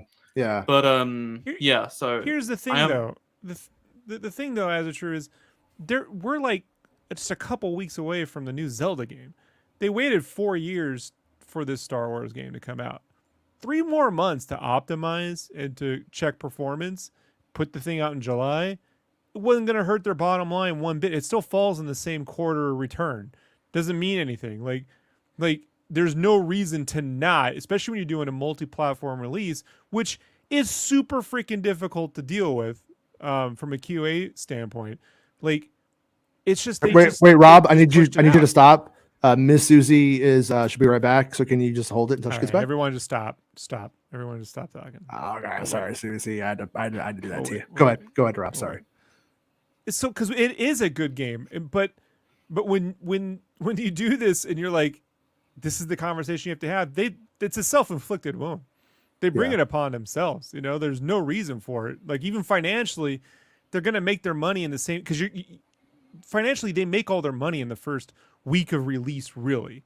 So if they get that out in July, 4th of July weekend, or the week after the 4th of July, all them guys that are out of school for the summer, they're all going to be playing it nonstop and making all their money. At least from my experience, like summer is really bad.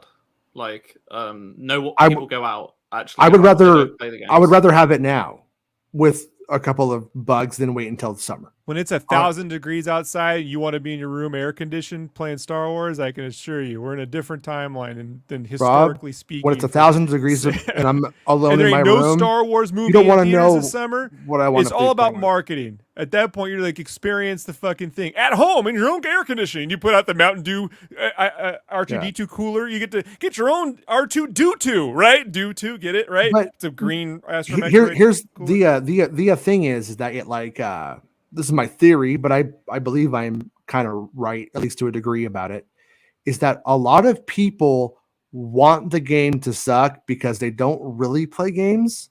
They don't really want to go buy an Xbox or a PlayStation. They don't have one.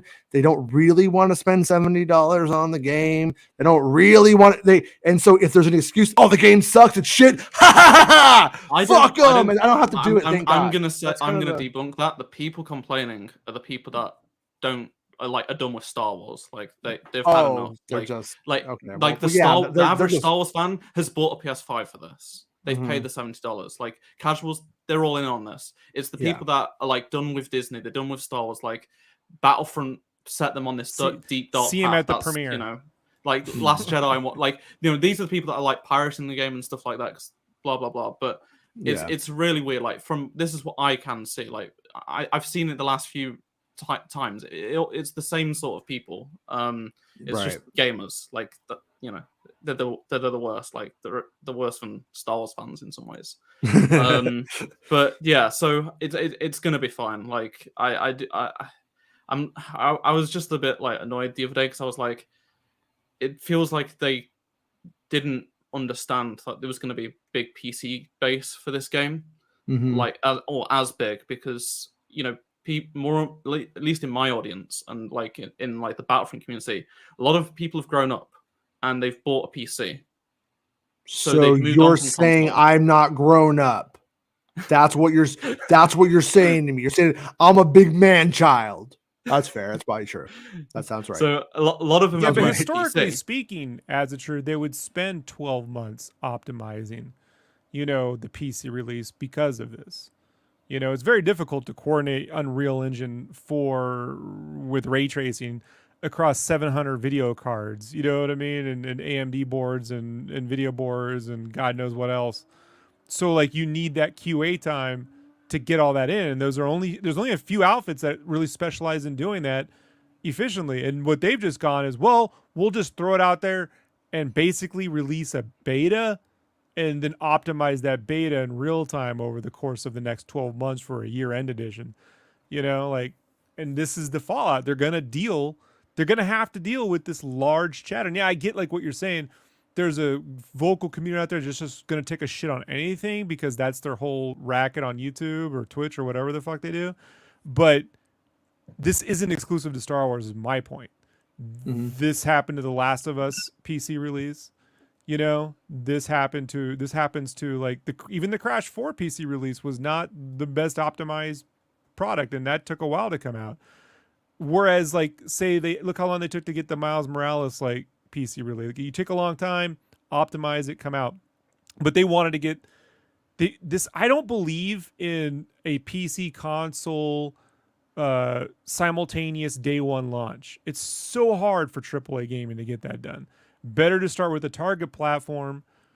I mean, technically, even on console, Xbox Series S and X is almost 2 different platforms because they have to have the same features with radically different like abilities. And it's not just turning the resolution down. I wish it were that simple, but the minute you add ray tracing, you got to take ray tracing off. But if you have like what game was supposed to come out? Like, it was one of those RPG games that's supposed to come out, Baldur's Gate or something, and it has to have co-op, and it just can't have an Xbox release now because they co-op, according to Microsoft, has to be parity on the Xbox Series X and S. But I'm like, well, if you can turn ray tracing off, why can't you just turn the co-op off? Like, to me, ray tracing is a more noticeable difference of experience in a game than the co-op. So, like, it's just odd that they have to optimize for 3 platforms plus PC and all the variables that go into that. I don't know, man. Like, they should just, like I said, 3 more months to focus on the console launch, Christmas launch for the PC release. Yeah, gamers don't like games being delayed, but they never do. When they come out, they just want them to work. Pick and choose. You're going to get complaints. Better to get them talking about how great the game, how worth the purchase is, than can't believe they're making us pay for something. Well, we still don't. Yeah, we still don't know what it was. Was this really damaging? Yeah, the sales were coming out. How I see it is like Battlefront 2 had the worst launch in history, right? The whole world hated it. And yet it didn't really affect, like, I don't think it affected sales. It didn't affect sales. So, and people seemed but was boycotting it and saying it was going to affect it. It didn't. It doesn't affect the sales now, okay? And may not even affect exclusively Star Wars because Star Wars has a rabid fan base. But the loot box controversy. That's how they say it over there, right? After they go controversy, right? The loot box controversy on Battlefront 2 ruined loot boxes for little games. So if they got like a AA game coming out or a single A game, right? They say they got Crash 5 coming out, Crash Rumble, and that thing's filled with loot boxes, that's going to do jack shit because of the controversy with the Star Wars game. But if you get Crash 5, Crash 6, and it crashes, it's kind of in the title. So, but most of the studios that you're working on aren't releasing big AAA games. A lot of them are doing those little games. I mean, like, in those little games suffer the long-term consequences of the big games fucking up. Like Pokemon can release. Look, Pokemon's so popular, you could just put the title screen out there, no game, right? It doesn't even load the game, and they'll fucking love it and buy it and won't affect sales, right? We'll slowly let you play the game as you go along, but it's gonna affect something. We are assuming that the Criterion Edition film goers are everybody in the equivalent of the video game sphere here. Like that, everybody is an asature who's like counting, looking at frame rates and getting like, what the fuck? Like when in reality, like most of the kids who are buying the game and playing it right now are just like, I'm gonna fucking kill you with a lightsaber, and like that's where they're at with it to like some extent. What it will most likely do is the people who don't want to deal with games not working when they buy them will just they still want to play a game, will push themselves into another platform that they don't have to worry about that, like a Fortnite or something where it's always going to work and they don't have to deal with it. Like, don't buy games at release if like you're like that, like, oh, I got a bug. I mean, at the end of the day, I'm the only one here who doesn't purchase shit at release, and you guys clown me all day long. You getting this now right now? You're the one who's mad about it. No. Oh, Rob's not a real fan. He's waiting 12 months for the year-end edition. I'm saying no. I spent like $80-$90 on the game. Got like the big edition of the game and shit like that. So I dropped like real money, but I feel like I really right now I'm getting like a fucking experience worth the money. And then they're going to patch it. They're going to go through more patches. And when I go through on a replay, this isn't going to be forever. And also, so it's just like, it's not that big of a deal. I mean, it's, if you want to like make YouTube videos where like, oh my God, EA's done it again. And you want to do that kind of shit, then it's a thing that you can definitely do. Like you want to make videos on TikTok and be like, oh my God, look at this and shit like that. Like that's something that you can do. But Number one is if I tried to go if I turned it on right now and just played, like I streamed on here for 8 hours, nothing happened. Like nothing crazy happened. I didn't crash. I don't even know what's going to happen when I crash and I am streaming. I that's a question I still have in my brain. But I'm saying, so like I've gone through like hours of the game and nothing happened. But things do happen. There are bugs for sure. And it's like I don't know what the, you know, where like the line is. Like Cyberpunk, that was definitely over the line. That was the one where I was like, oh, fuck you guys. You guys ripped me off. I'll tell you but this. Like when I'm watching some of the videos and I see whole textures for entire buildings pop in and out, it's unacceptable. And that's not like a random cue. Oh, it was a random bug. There's just random when you do this right thing. No, that's pretty. It's a consistent experience for folks, and it's unacceptable. And and it's not just. It's in the gaming community. We've sort of just accepted this because you're like, hey, software development's tricky. They're gonna patch it. Okay, I understand that. I would have appreciated a few patches 20 years ago, specifically in Perfect Dark, where they could deal with some of the freaking frame rate issues and they would have been able to re-optimize. I get it. But that's like me assuming there's good faith intentions there. The reality is it's turned into it doesn't matter because it's not going to affect sales. We can just release it and they're going to complain, but they're always going to complain and just defer all hate to PR, blah, blah, blah, blah, blah. And then meanwhile, you know, creatives who say, I worked on this game end up getting endless fucking hate mail or death threats from gamers who are fucking mad about their stupid frame rate issues. Meanwhile, marketing executives never get that shit. So like, so are you saying that we should organize the fan base to go after them? I'm kidding. I'm joking. Gen Xers, as a joke. You know what I mean? We love to have a target. Hey, we love McCusper, I told you I won't take your Gen X. That's why Target moniker. was our favorite store growing up. I'm vaccinated. I'm not scared. Yeah.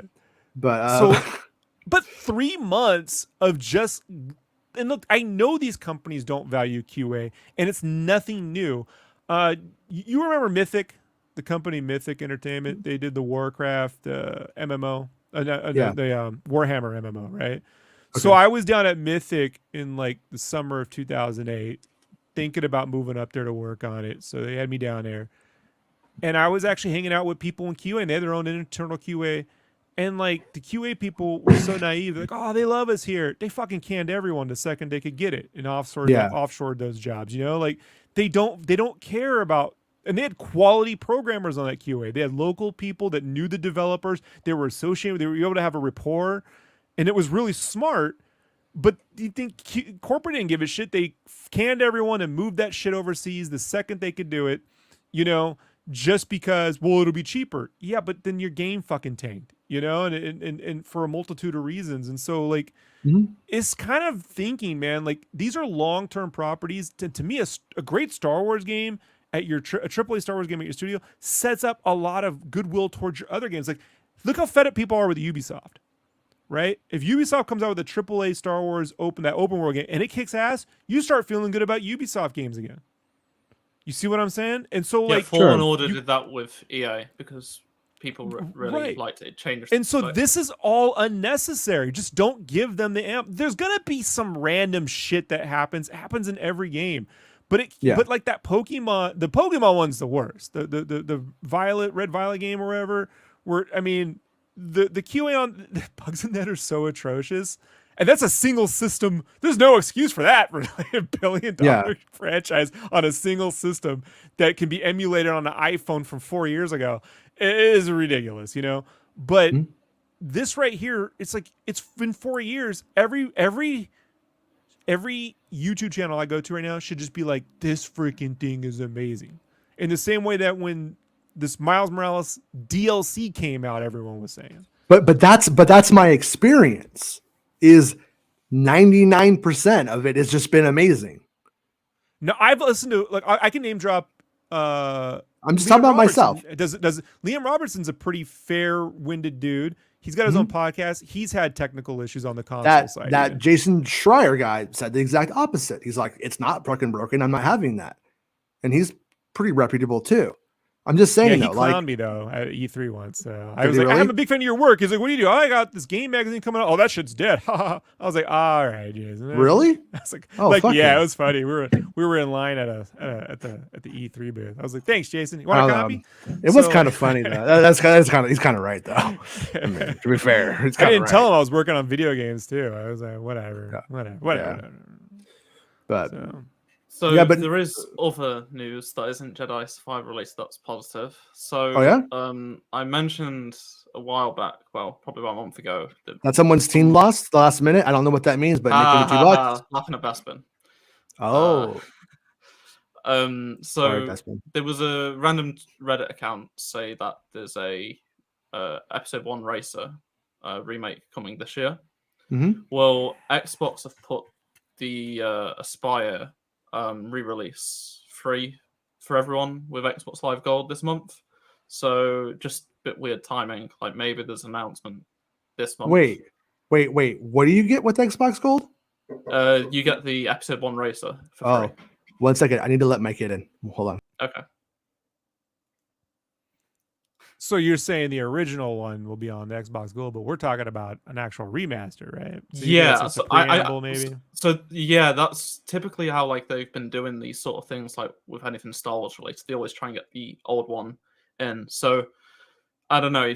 Maybe it's just pure coincidence because it's my Star Wars. Do you prefer? Game, but...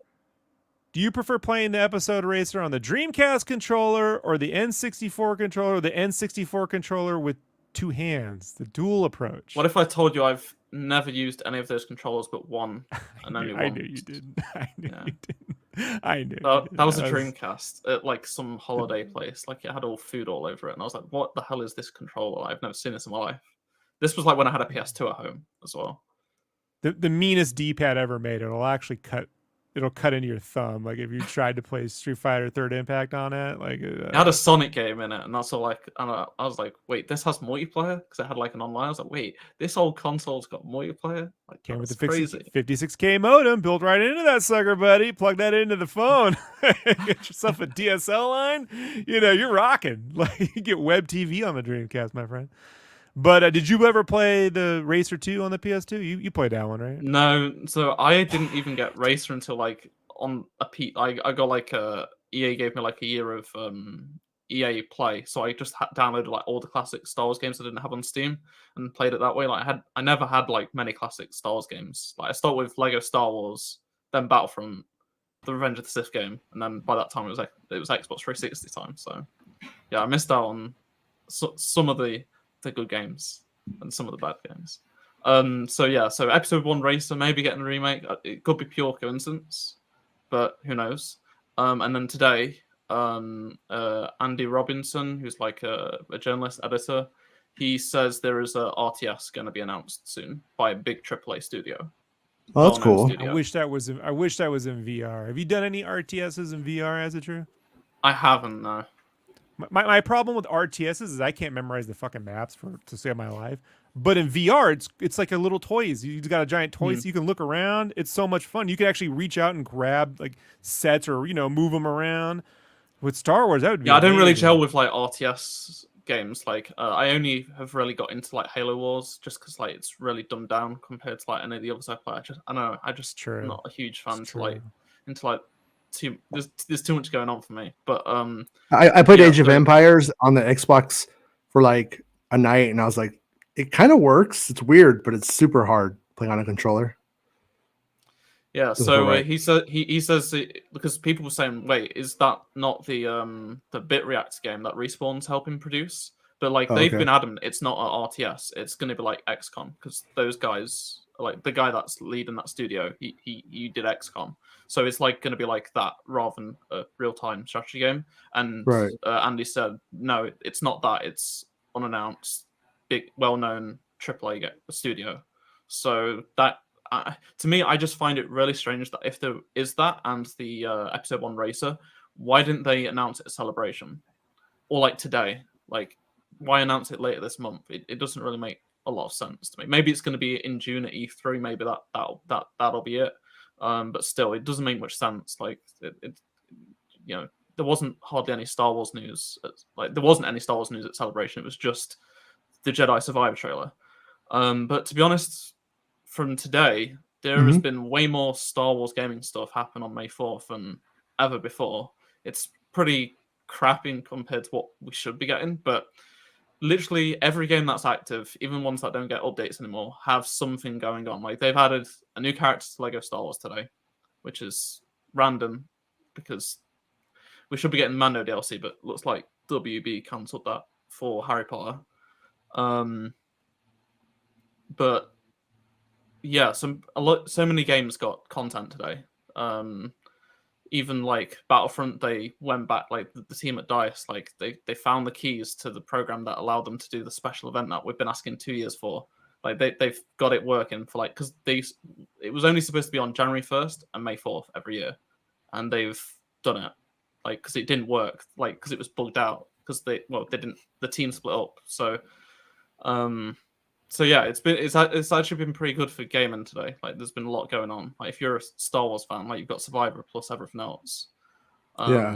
It just needs to be like, I feel like from next year it's going to be better, because there'll be way more. There should be more games coming out. It's just in this weird position. Like, I've been banging on about it, but like, there's no live service Star Wars game, which is just bizarre. Like, it's 3 years since Battlefront ended, and we don't have anything. Like, at this point, the amount of content Battlefront has, you can't replicate that. Like, today, Fortnite. No, Battlefront actually has more than skins. Fortnite. Like, Fortnite is one game mode with some skins. Like each character actually had tons of months into actually like making them. Like, they made characters you didn't care about, like Bosk, actually interesting and stuff like that. See, I like it when Hazardtrue shits on Fortnite, because Jason can't argue with Hazardtrue. He knows. He said him saying no isn't shitting on Fortnite. It's a different thing. This is what no, my actual take is what they should do is that they should make Star Wars maps in Fortnite and make a Fortnite fucking tab and let you go to those things and then do Star Wars battle passes every so often. And I'd be about it, you know? Like yesterday, or the day before, because of all the Star Wars content in Fortnite, like the Battlefront subreddit was just like, Fortnite's getting more content than Battlefront did. And I'm like, you're getting Anakin, a skin that we have Anakin, but a better version. Yeah, okay, you get Padme. Okay, a skin people have been asking for, but we wanted a character. Like, she was gonna happen, but we didn't end up getting her. All the clones are in the game. Like, it's like you're just mad that your favorite game isn't getting content anymore. Like, I am as well. But like, Fortnite's such surface level. Like, this event they've done is actually quite good. You get a battle pass, but you still got to pay for it and things like that. Well, and that's what I said yesterday. Did you see yesterday when I said I wanted you to stand up and clap? Is I'm like there's no voice lines for them that are like very like unique. There's no special moves that they do all the time and balancing. Right. You've got to get the special voice actor, and then you've got to get it for all the other languages, which takes a ridiculous amount of time, right? Yeah. So that's why things didn't always happen. So yeah, like the content, like Battlefront had such a small team and yet developed like incredible content month in, month out. Epic and Fortnite are, working artists ridiculously hard, outsourcing everything so they can cram every pop culture series into the game like every week, right?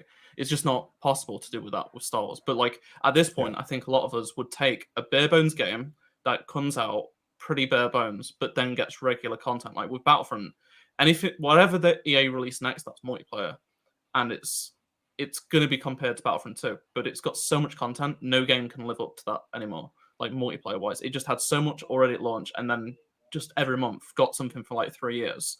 So whatever comes out will be worse in terms of content, but I think we'll take something that's just low. What about Hunters? It's mobile. That's the problem.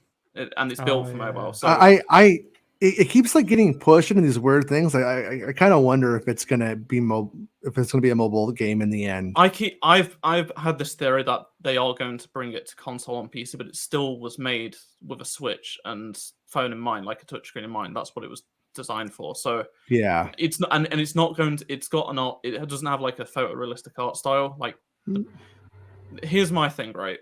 I've seen a lot of comments like because regarding Jedi Survivor, how we just want more single player games. You do, not the actual people that the Yeah, millions not of people me. that will end up playing these games, right? We want Battlefront. We want live service multiplayer, not a single player game that once you've played it one weekend, or even if you take a month, it's done, right? Like Yeah. I'm happy having those single player experiences, but for my own audience, they're like, I don't want Jedi Survivor. I want a live service single player game, multiplayer game with Mandalorian and Andor and everything else, right? And that's what they've been missing out on. And it's like we're getting 9 Star Wars games plus the more that we don't know about that haven't been officially announced. All of them are single player. They don't want that. Like the age group that are actually going to be talking about your game and playing your game the most don't want that. They don't want. They want to create their own Star Wars stories online. Nobody wants to play single player Fortnite. Like this is the thing. So I think what I tweeted the other day. I was like, I think Battlefront 2015 not having a single player campaign affected this because everyone was hellbent on Star Wars games have to have a single player campaign.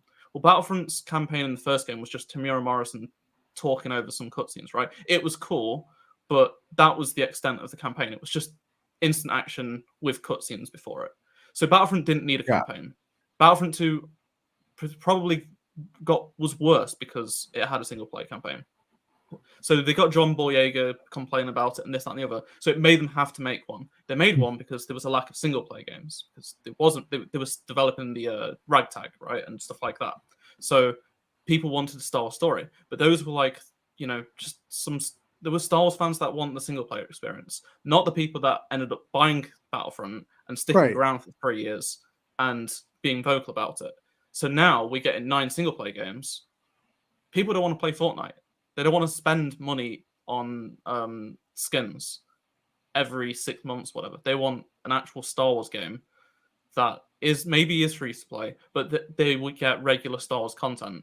And we had that with Battlefront. This is why I said the problem is when you outsource, when your whole scheme, it's not a good word for it, but I don't have a better word for it. When your whole plan is we're going to have third parties license our games for video games, they're not incentivized to keep something like that going long term. I've been saying it since the beginning. Either the Lego Star Wars Online or Battlefront should be something Lucasfilm is doing internally all the time. 100%. Like, it's just really strange. You're asking like for it because they are incentivized. Even if LucasArts only made one game and then was in charge of licensing out all the other experiences amongst other developers, but that one game where that brings in the stuff every month that does what you're doing. Imagine if Blizzard was like, "Hey, World of Warcraft, we're going to outsource that to some other company and they can license it and deal with it because we're just going to license the Warcraft name and they can handle our MMO." You want the sort of thing. Because of the royalties and all the other stuff that goes into it, they're not incentivized to make that. And if they get one hiccup in the bunch, i.e., they put loot boxes in, EA doesn't know what to do with Star Wars. They're not gonna. I mean, they would do it, but they're not gonna win the argument if they're like, LucasArts doesn't know what to do with Star Wars. They're gonna fucking, if they adjusted the loot boxes and kept making Star Wars, Battlefront, fine. I just feel like that's where LucasArts should be making something internally. Is what you're talking about, is the big multiplayer games as a service deal. And then all the other stuff you license out. But I don't think they're capable of thinking that it's all or nothing with them. Same with EA. The minute the Battlefront hoopla went down and Iger has to call up the CEO over this bullshit. We don't know if that really happened. We're not doing nothing. We don't know if that really happened, do we? I hear you. There's a little bit of truth to everything. Do we, as a truth, do we know? There is, how I see it is, a lot of it was like, it didn't affect their stock price, really. It didn't affect sales. It was still success. Disney put a muzzle on the developers from speaking out, and that hurt the game. Like, it could have been it was Disney's fault. They actually harmed it more than anything, because the developers wanted to give us answers, and they weren't allowed to. And it was like they actually hindered the game for 3 months. Because they thought they was reactionary. They don't know how to make games. Hence why they got EA to do a 10-year deal, which ends in 2 days, by the way. So expect maybe some stuff popping up. Because it's go on. BioWare still got that Star Wars MMO. You can play that right now. You're getting content. But you got your game as a service. It's an MMO. Like that's the thing. It's like I love I love MMOs are my like favorite like genre of game. Like that's actually like what I like. The problem for me is that it's the Old Republic. Yeah, see, I didn't realize until a few years ago, like after Battlefront 2 came out, there is like still a huge community. There's a big community on YouTube and stuff like that, and that's their game. Like it's like their only game, and it is what it is. But like, it's still you've still got to pay for it every month.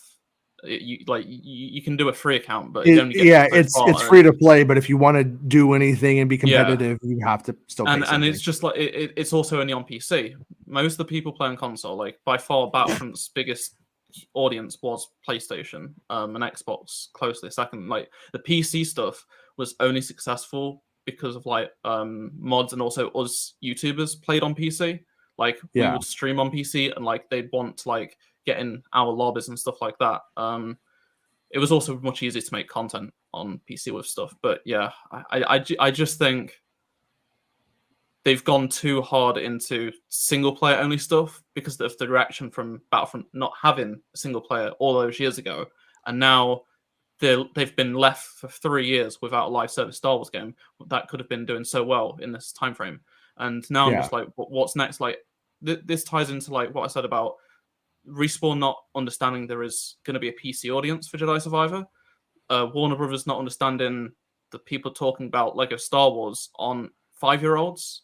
It's people that are playing on PC and or just even on console, but also make videos like I do, right? So I could point out issues with it that they probably thought it would fly, and it's like now, where's the multiplayer component? The people talking about like Star Wars games were all multiplayer people. They're the ones like Battlefront's trailers have more views than like some Star Wars film trailers, TV show trailers, stuff like that. Like Battlefront was like the 10th watched trailer on YouTube that year, right? It had like 10 million views, not ad related like some trailers actually like do, So it's just like it's weird that they've got so much variety coming up. Here's the problem. Here's the problem with the Battlefront, all right, as a live service, in the way they executed it. They called it Battlefront 2. Had it been Battlefront 2.0, just update the game, get on the service, and it's a whole new reskin upgrade in the way that Fortnite upgraded the whole engine onto Unreal Engine 5. It looks great. They didn't go, now it's Fortnite 2, disregard all your shit and buy a new game. That's the problem. It wasn't built as a live service that's evolving and continuing to look better and better and better with all this new content. They made a sequel within 2 years to the next game, to the previous multiplayer online game that people felt that they should have had all the content that was in 2 in the first one. And that has a lot to do with the fact that like the game is so different and like, it was okay. Yes, to you, but I'm telling you, the average people who were talking at the time, like Mark Bernard's a pretty big gamer. He's an older guy. And he's like, it's like the same game. It's got a lot more features, but this probably all should have been in the first one. Don't know why there's a second one. I dispute that because like even the casual he loved all this stuff, but they're saying that stuff in 2 should have been the first. But games as a service is not called 1 and 2 within 2 years from now. It's the new update. It's the new expansion. It's the new thing we're rolling out this year that's updating the game you already bought. They were charging full price for a whole sequel. It's a different thing. But they're treating it more like FIFA. But they were giving you a better game, and they were giving you a story and mode more in content. it. Like you got 3 games in one. You got the it's what people wanted. They literally did what people wanted. You got the single player, which people wanted. You got the bigger battles across all 3 eras, and then you got Starfighters, which was effectively. I'm just confused at what you're asking for, though. You're asking for a live free-to-play game or a purchase product. Because you don't just want skins. You want content that is constantly being added. What's going to pay for that? The Battlefront You're paying audience for a battle pass? Are willing to pay. The Battlefront audience would be willing to pay for expansions. Hence why they paid for expansion in the first game. And this second game, like there was a lot of people that were hoping they'd be allowed to pay, like let's say a $20 expansion, not a battle pass, an actual expansion. People at the end of Battlefront were begging EA to do that. Like, we want to pay for DLC. Like you said, everything's going to be free. No, we want to support the game, support the developers because we love this is like our favorite Star Wars game. I would have given $20 for Ahsoka and Ventress had they just fucking done it. Yeah, and that's the thing. It changed into that. Like we was at the point where like the community actually wanted to do that. They didn't want it just for free. They wanted to pay for it because it was quality content. I think the problem here, though, right, as it's true, is that but they wouldn't do it. This is that's a problem. Is that there's an actual number that they have to hit internally to make all that work, and even 4 million people at $20 may not cover it. And I'm not saying that's the exact number, but I can give you some historical real world data for this. And if you look at the expansions, Diablo expansions were paid for back in the day, right? Diablo 2 and then Diablo 3, those were paid for expansions. They weren't games that you were giving, like World of Warcraft, you were giving your money every month. And then when they had a big release, right, that was paid for. Full price. You full price bought, game. like, but expansions expansion. were always, but the expansions, yeah, and there was a declining, right? There was a declining, for the Diablo side, there was a declining return on those expansions. And for most games, other than World of Warcraft, there were historically declining returns on expansions. So Fortnite gets around that by giving you the content for free and selling the shit out of skins. Like, but Fortnite is paying a royalty for those skins, but that's per purchase. So, and the upfront development on a skin is not the same as upfront development for an entire expansion that has to be QA'd and all that other stuff that goes into that, and approved through licensing and gone through revisions and blah, blah, blah, blah, blah. So, yeah, I'm still waiting for Tyrant's take on Avatar tanking after week 1 box office receipts. So, thanks for the AI picks, Tyrant. Love you. So, I agree with you, but this is where I said they need to do that internally. What you want has to be built without an external company that also has their own metrics and turnarounds and things that they want on top of that. But with Battlefront, it was like all right, and then they just said like, well, we're done. And then everyone was just like hanging out, being like, but maybe if we keep playing, they will change their mind. And there were, and then they were done with it. And then they gave the game out for like free, and it got infused with like millions of people again. And then they didn't, and I agree they were never there. That like had they done that right then, had they dropped Ahsoka for $10 or whatever the fucking price would be at that moment, like it was like a skin or something, in Fortnite, at that moment with that, they would have made the money. I hear you, but these big studios, EA and Sony. When I say Sony, I mean Sony, like SOE. All right, Sony Entertainment, the ones that made like Planet Galaxies, Side, the ones who made Galaxies. Galaxy, right? so what I'm trying to say is like they don't see things the way we do. I agree that if you had. Who cares what Tyrant thinks? His thing is blue and he complains about Avatar. So, you know what I mean? He has a blue icon with a tail and it looks like a fucking Avatar. It's got ears and a tail on that bitch. So he threw me off with that fucking thing. If Battlefront was if they came out and said, hey, Battlefront 3 is Battlefront 3.0, and it's all the content that you had, everything that you currently have with graphical upgrades and all this Mando content, whatever you guys have been wanting, the wish, and it's a games as a service now, right? Where you're going to have battle passes you can buy into, and you'll get all the expansions, and we're going to keep it going, and then there you go. But EA, they don't see it that way. They see FIFA.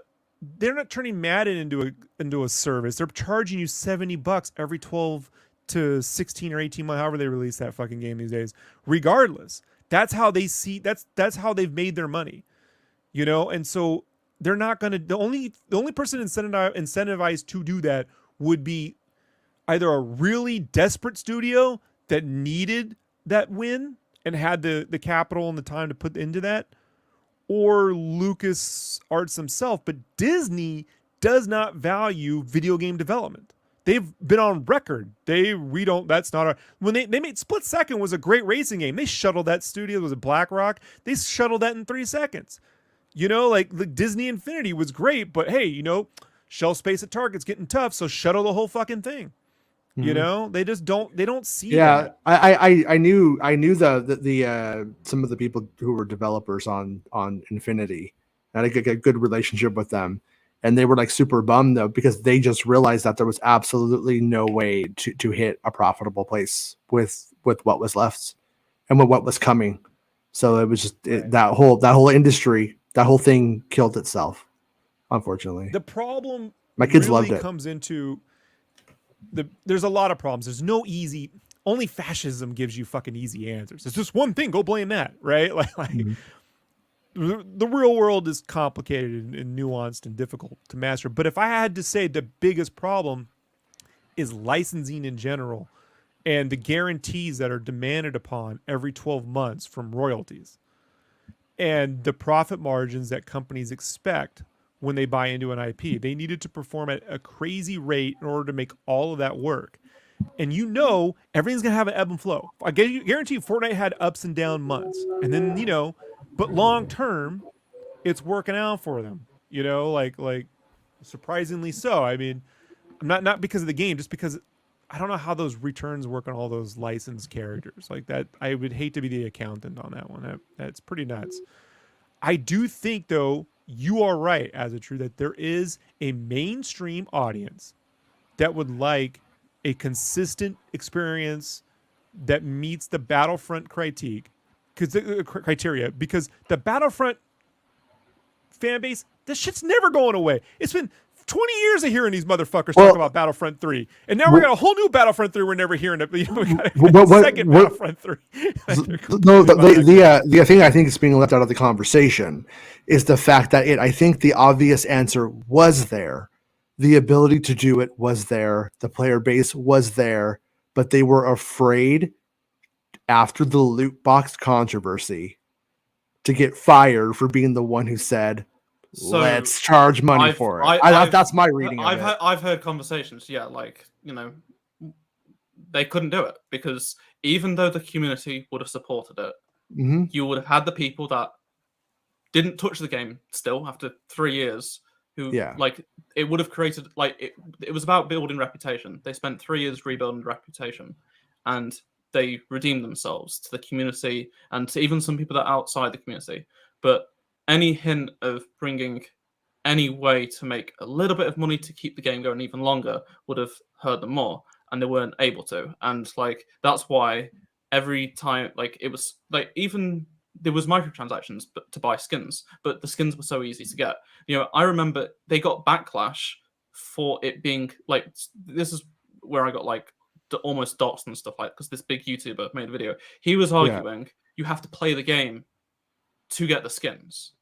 Right. And I'm like, yeah, or you could pay for them. And he's like, well, it's forcing people to pay money. I'm like, no, if you actually play the game, you'd know it's not hard to get these skins. You just you've never played it.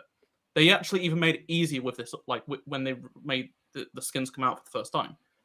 It was super. And then the following month, they released Ewok Hunt, which was super easy to earn credits in, right? So it's this is the problem. It had people. Ewok Hunt's always going to be funny. It had people like that who didn't play the game, spreading their lies to millions of people, who then made this game. So it hurt the reputation even for all the goodwill they did. The Battle of Geonosis trailer is where things changed, right? 7-8 million views, more than a bunch of the Mando trailers, right? Stuff like that, because people cared about this game and wanted this game and came back to this game I'll check this out. But then you had on the other side YouTubers with millions of subscribers saying, you have to play the game to actually earn the skins. You don't just get them straight away. This is the hypocrisy of gamers. I mean, for years I had to hear about how mascot games are too easy. Nintendo's dumbing down Mario. It's too easy. It's too easy. It's too easy. Crash 4 comes out. It's too hard. How do you expect anyone to beat this game? You can never win with this. You can never win. And I didn't design the fucking game. I got no skin in the game, but I do find that the hypocrisy amongst gamers, it's whatever whim. He did. The algorithms on YouTube and whatever else, they demand controversy. They just demand bitching. What annoys me is about literally just a couple of weeks ago, Call of Duty introduced pay-to-win guns, right? Right. It's the most popular game. No one's. This is worse. Actual pay. You buy this thing, it gives you a significant advantage to win, a battle royale, right? This is way worse than what Battlefront did. Right. Oh, you know what's way worse? Who cares? They put the goddamn Shredder in that fucking game. The Shredder doesn't have an AK-47. What is this shit? Like, I was outraged. You put a fucking ninja and you gave him. What the hell is this? Like, don't make no sense. Make no sense. Yeah, it's just like, you know, the Call of Duty audience is obviously, you know, so huge and whatnot, and they don't care one bit. Like, they hate the game, but still play it. It's the only game to play, and they'll get the next one at full price. But how I see it is the media didn't really report on this. Like, usually Call of Duty is what gets you the clicks. They didn't report on this, but they reported all the lies about Battlefront. And I'm like, it's people were saying how the issue with Battlefront ended all of this stuff. No, it's 5 years later, and it's gotten worse in some ways, and no one cares. So Battlefront fell for nothing in reality. Like, it didn't change games like people thought boycotting it would. It's still happening 5 years later because people don't care. They're still gonna buy the they don't care if a gun's pay to win, because like Activision's not gonna take it out because some people will buy it, and like all the YouTubers and whatnot, they're buying it. And you know, stuff like they don't care. Like, they've got to buy it to make videos on it and stuff like that. Like, I saw a few people outraged, but you know who doesn't buy it as true? Who? This guy, me. Yeah, you don't like to have fun though. You don't like to have fun. I do like to have fun. I don't like to get ripped off. I don't like to get ripped off. Me and Bestman, we have fun every day. Shit. We have fun every day. Win. Chance to win. We win. We win. Yeah. We were. You can agree the physics in Fortnite feels stupid, don't they? No, it doesn't. I hate You're the wrong. game. Feel good. The game is fundamentally a gameplay perspective awful. It's Last night, yeah, well, you know what, that's true. Last night, Bestman was Anakin. I was a 501st Stormtrooper, and we killed all kinds of kids. We were killing kids. They're like, Master Skywalker. We're like, oh, die. All kinds. It was like Revenge of the Sith. That Star Wars theory guy, he was coming everywhere. He loved it. He was all into it. But anyways. I knew I could get you too. I knew I could do it. I knew I could get this guy. Look, EA just doesn't believe in the model that you're describing. So even if LucasArts decided to make their own Battlefront, they can't use any of the code that was developed. And EA lost me from Battlefront to Fortnite, and I literally spent probably $1,000 in Fortnite between me and my two kids. Like, dummies. It's also just Lucas actually owns the Battlefront name, so they can do whatever they want with it. At one stage, but they don't know the code. But like the thing is, what people want is like this game just like to continue 5 years later, 3 years later. Well, most of the people that made the game what it is aren't there anymore. So you can build a team. Like, let's say LucasArts build Battlefront internally. They don't have the people that we know that we like. Who created the content we liked. Like, it was the people that made Battlefront. Like, they would tweet about stuff every single day. And it was a part of the community. Like, it was just this moment in time that won't be replicated by another Star Wars game ever. All the games we're getting out are single player. They're all silent until the game comes out, and then they talk about it, and then it's done. But what's going to happen is they're going to get 4 games out. People are going to be like, "Where's the online? Where's the online?" And they're going to get 5. People are I've seen people complain. They're not. I've seen people say they're not going to buy Survivor because it doesn't have like multiplayer, which is ridiculous, right? No, but I do wish like I could like play Survivor with you or Bespin, for instance. If we get like 2-player, that'd be great, Jason. But even Jedi Outcast had multiplayer maps that back in the day. There's no reason. There's nothing stopping Respawn. Respawn makes multiplayer fucking games. There's nothing stopping them from taking the maps they have and making arena battles and making like little battle royale style maps and doing shit with that. But I'm gonna tell you, man, my opinion, my 2 cents on it is when the shit went down, the CEO of EA, the EA CEO had to get a phone call on some level, and I'm gonna tell you why. Because they lost the exclusive license. And when EA only wants exclusive licenses. Well, that's what they just didn't get it renewed. Like, people are under the impression like it's over. It ends tomorrow because the timer runs out. Yeah, but you don't know how these guys think. I've hung out with these dudes. I've literally hung out with the CEO. I almost got hired by a company called Redline. They were the guys that made Game Day back in the day. I made friends with the CEO because we were both going to SeaGraph and we got thrown at. We were trying to cut through the stadium that was being built, the ballpark in San Diego, and we got in trouble. So I got into his Corvette, and he was driving me to the convention center, and then he got into a car accident. So we hung out for a couple of hours, and I ended up getting a job. You lived, right? at Red Lion. But the day I was supposed to go and do the formal interview, I had the job. I made friends with the dude. But the day I was supposed to get the job was the day fucking EA announced the exclusive NFL license. And so this guy told me this motherfucker only wants exclusives. They had the fucking FIFA shit, and they got the NFL, and then all sports games they got destroyed. They were out of a business. Whole studio shuttled because of this stuff. And when they lost, they didn't get their renewed, but that's not how they take it. They're like, we lost it. And so fuck you. We're not gonna. Oh, we'll give the game out for free. Oh, we don't care. Oh, we're not putting resources into this. It's really strange because back when like Battlefront was ending, they were like not wanting to do licensed properties because obviously the fear of doing it. Hence why they lost it. Right. So they were like, Star Wars was like the only licensed thing they did at that time. There was a giant licensed game culling in 2008 and 9, like during the recession, like. All these companies that had license, THQ made all their money on licensed games, the SpongeBob games, Incredibles, and I was at Play Magazine, and they made all their money off THQ advertising for these licensed games. And when that fell through, Play fell under. So like all that licensed game shit just shuttled after the first recession. Yeah, Susie says her boyfriend was working. She didn't want him to miss it, so she got him all of the stuff and did the work. I don't know, man. If I were that guy, it sounds like Chris. It sounds like Spreezy's trying to catfish you. No, that's not Spreezy. No, if it was Spreezy, it would be somebody going like. Anyways, the point being is that guy's lucky because I had to buy it all myself. Go on, sorry. So like when Battlefront ended, EA was in this point where like they saw the guy running EA basically literally said like the Star Wars exclusivity license is a burden because they have to pay money for it and they're limited by what Disney and Lucasfilm say they can and can't do. So let's just make original stuff, which is what they did. Like them helping them do stuff like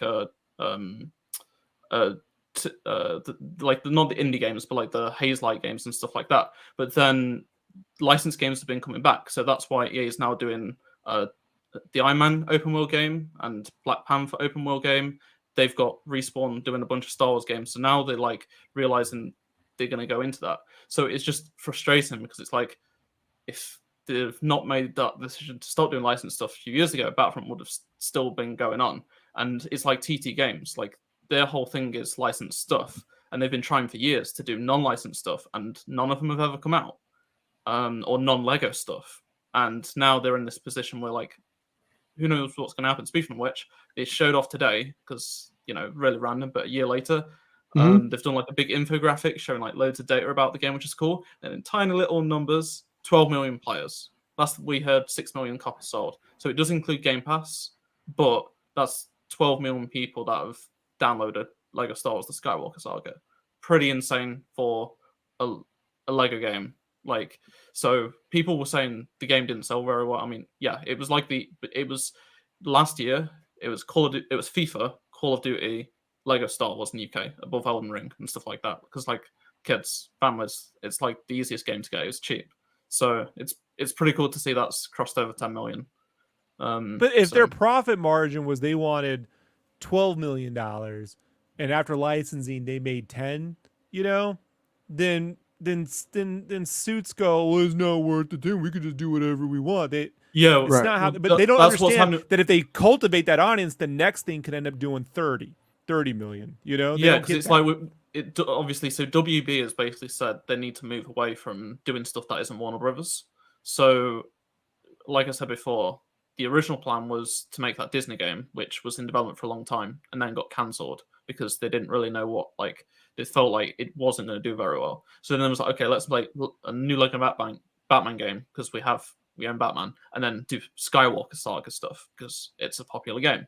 Well, now they've cancelled all of that, supposedly, or maybe, for an open world Harry Potter Lego game. So, because they own it, so people want stuff like most of the people talking about this stuff want us more like a Mandalorian Lego game, not a Harry Potter game. Like, yeah, Harry Potter's it would do very well, but like a lot of from what I've seen, a lot of people would rather have like a Rogue One game, a Mandalorian game, rather than gotta wait 4 more years for an open world Harry Potter game. But that's just because Warner Brothers own it, so they're gonna do that. But it does worry me for TT Games because it's my biggest. They've not had a game out since Skywalker Saga. So my biggest complaint about Disney is their stance on video games. It doesn't even, to me, doesn't even fucking make sense. Like if Walt Disney had never died, right? The dude was fucking immortal. He would have been in video games from day one with all that shit, you know. But Disney, as a company, they just don't get it, man. They don't have the vision for it. They're not gonna do it, and they're always gonna. LucasArts should be making what you're asking for, you know, and man, they could become like, they easily could be like that Blizzard, the way Blizzard used to be perceived, where it was a studio out in Irvine. They had like a magical campus. Everyone wants to work there. And it looks like they're making adventures that you go to and you spend your childhood living in that universe and meeting your friends, and all that stuff could be happening right now. But they don't have that kind of fucking, you know why? They don't know how to have fun. They play golf. As the truth, like that's their idea of fucking fun. Golf. Sorry, you know, until kids who grew up playing this are CEOs, nothing's going to change. That's that. I mean, I hate to be pessimistic about it, but like, you know, I don't see how people who are like, golf is fucking fun, are like, yeah, I want to all persistently online Star Wars universe where I can go shoot Ewoks, you know, half the fucking day. And I don't get it. So, yeah. So the good news is there's going to be more games coming. Like I said, there's 9 plus the couple that may be happening, being announced like this month or thereabouts, and then whatever else is in development. It's just, you know, I think they're missing understanding the people that are out there that are talking about the games, because like all the people, you know, all the creators, Star Wars creators, they're all on PC, they're all Battlefront people, like and their audience wants that. They're not here for a 20-hour single player game that's like a film. Like, well, you may not be on PC for longer with the way computer components are being built over the next 10 years. Ask Jason about the neon shortage. Like, hey, it's a thing. We got a problem. We got Russia used to be one of the number one manufacturers of it, and they're not doing it anymore. They're not. They can't. Sorry, but it's true. But yeah, I mean, it went at the end of the day. Like what it came down to for me was the fact that I was like, I want to buy your shit. I will sell me shit I can buy, and they're just like, no, not gonna do it. Can't do it. That's why they released the game. They re-released the game. Like they Yeah. They was running out of discs, so they reprinted it as a new edition, and that was going to be the relaunch. But then support, like, it shouldn't have been cut, but like, because you know it did really well. It was, and like the free Epic Games stuff, like all Epic was doing, would they just pay millions to publish them? Like, oh, can we have your game for free? So that's why a year later, Battlefront turned up for free, and you got all the downloads and stuff and interest from people that had never played it before, but it was pointless because all the developers had left. So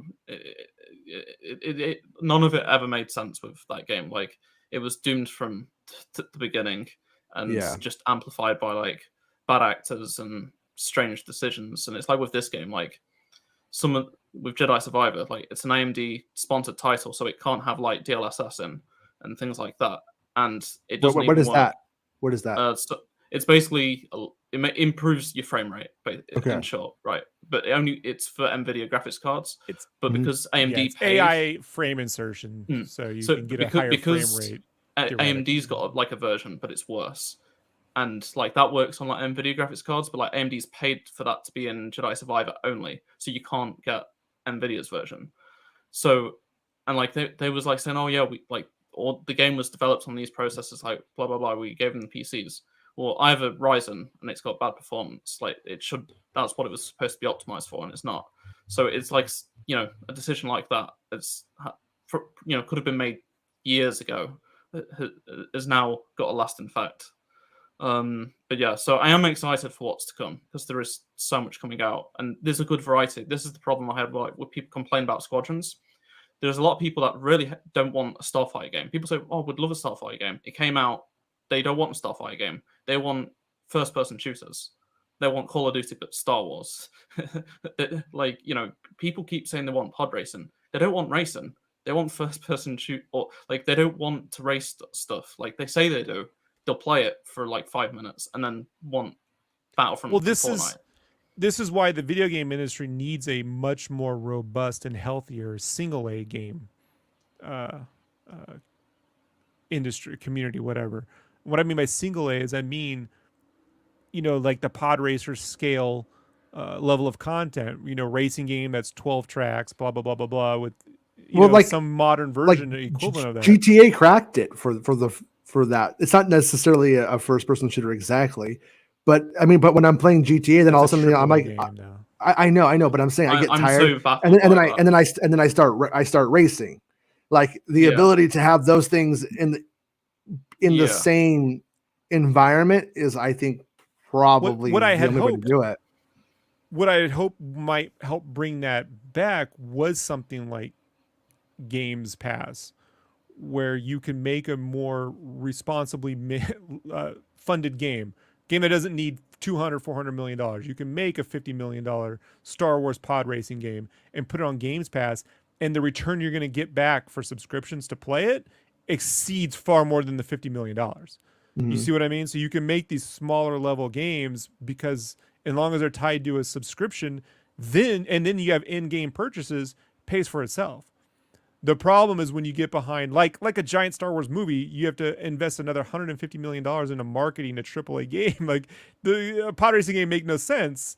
You're like, go big or go home, in that sense. Yeah, it's like this one's apparently just a remake, so they're not even making one from scratch, which is what people want. Like, they don't want a remake, they want, a modern day. The track design is antiquated on the original games. I mean, I play them all the time. Like, I'm the one guy who's like, I load up the fucking emulator, I'm playing N64, woohoo, Well, and I'm like, this track design is so minimal. Like, no, I mean, I played through it again on the Switch not too long ago. That was my Switch Lite, and I was like playing through it, and I'm like, cool, but it doesn't really it doesn't just like translate anymore. It feels so just naked. Which is why a remake, I think it'll be people have been asking for a remake, but they also, I think, more so have been wanting an actual brand new game. But I think maybe if this one does well, then it'll be like, okay, say to Lucasfilm, their audience is there, we could do something far bigger. Maybe a smaller studio, like a AA developer that would put it out. And I think the report that came out last year was Disney want at least 2 Star Wars games a year, a big one, and either a mobile or a smaller console title. People saying that's too much. No, it's absolutely not too much. Give me 5 games a year. I don't care. Even at this point, people are happy to take bad games if the variety is there, and there is a lot of variety coming, but not enough, in my opinion. This is where I think Microsoft would do well to sign an exclusive single A or double A contract with Lucasfilm. I was hoping the Mandalorian stuff was going to be real, but we've not heard anything in so long. Like, they've got the indie stuff. Like, it's not going to be exclusive, but like they obviously own Bethesda now. The Mandalorian stuff that we heard about, maybe there was something there, but it was so early on. Like, maybe they were waiting to see what Lucasfilm decided to do with the show. Might have been like a prototype or something, just to like it sounded like it was baited into like, it. Yeah, it sounded like it was probably more like a pitch thing, and maybe nothing ever came of that. But it sounded like that was because Sony's buying up a lot of the Marvel stuff. Literally, Phil Spencer said something like, "Yeah, we're really into like Star Wars and stuff like that." Like, Sony's gone for the Marvel stuff. Microsoft sort of wanted to go for the Star Wars sort of side of thing. Like today, right, for May 4th, all of my homepage is all Star Wars.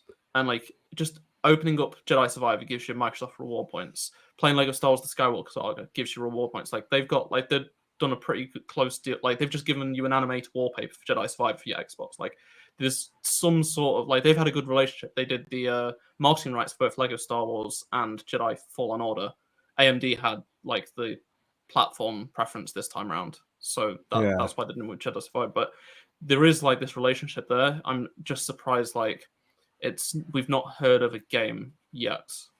So I don't know, because there's been so many games announced, but I wish there was a way, because Microsoft has the kind of money that they could throw at it, where they said, okay, we're gonna make Battlefront 3 exclusive to Games Pass or some shit like that, in PC. You know what I mean? Like, if they bought that,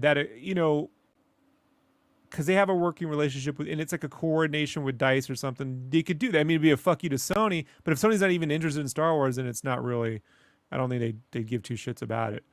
But I mean, like, because Seth, they're Seth says that Visions 2 got review bombed. Well, why would anybody review bomb Visions 2? That's weird. That's weird. People were complaining about I've clicked on.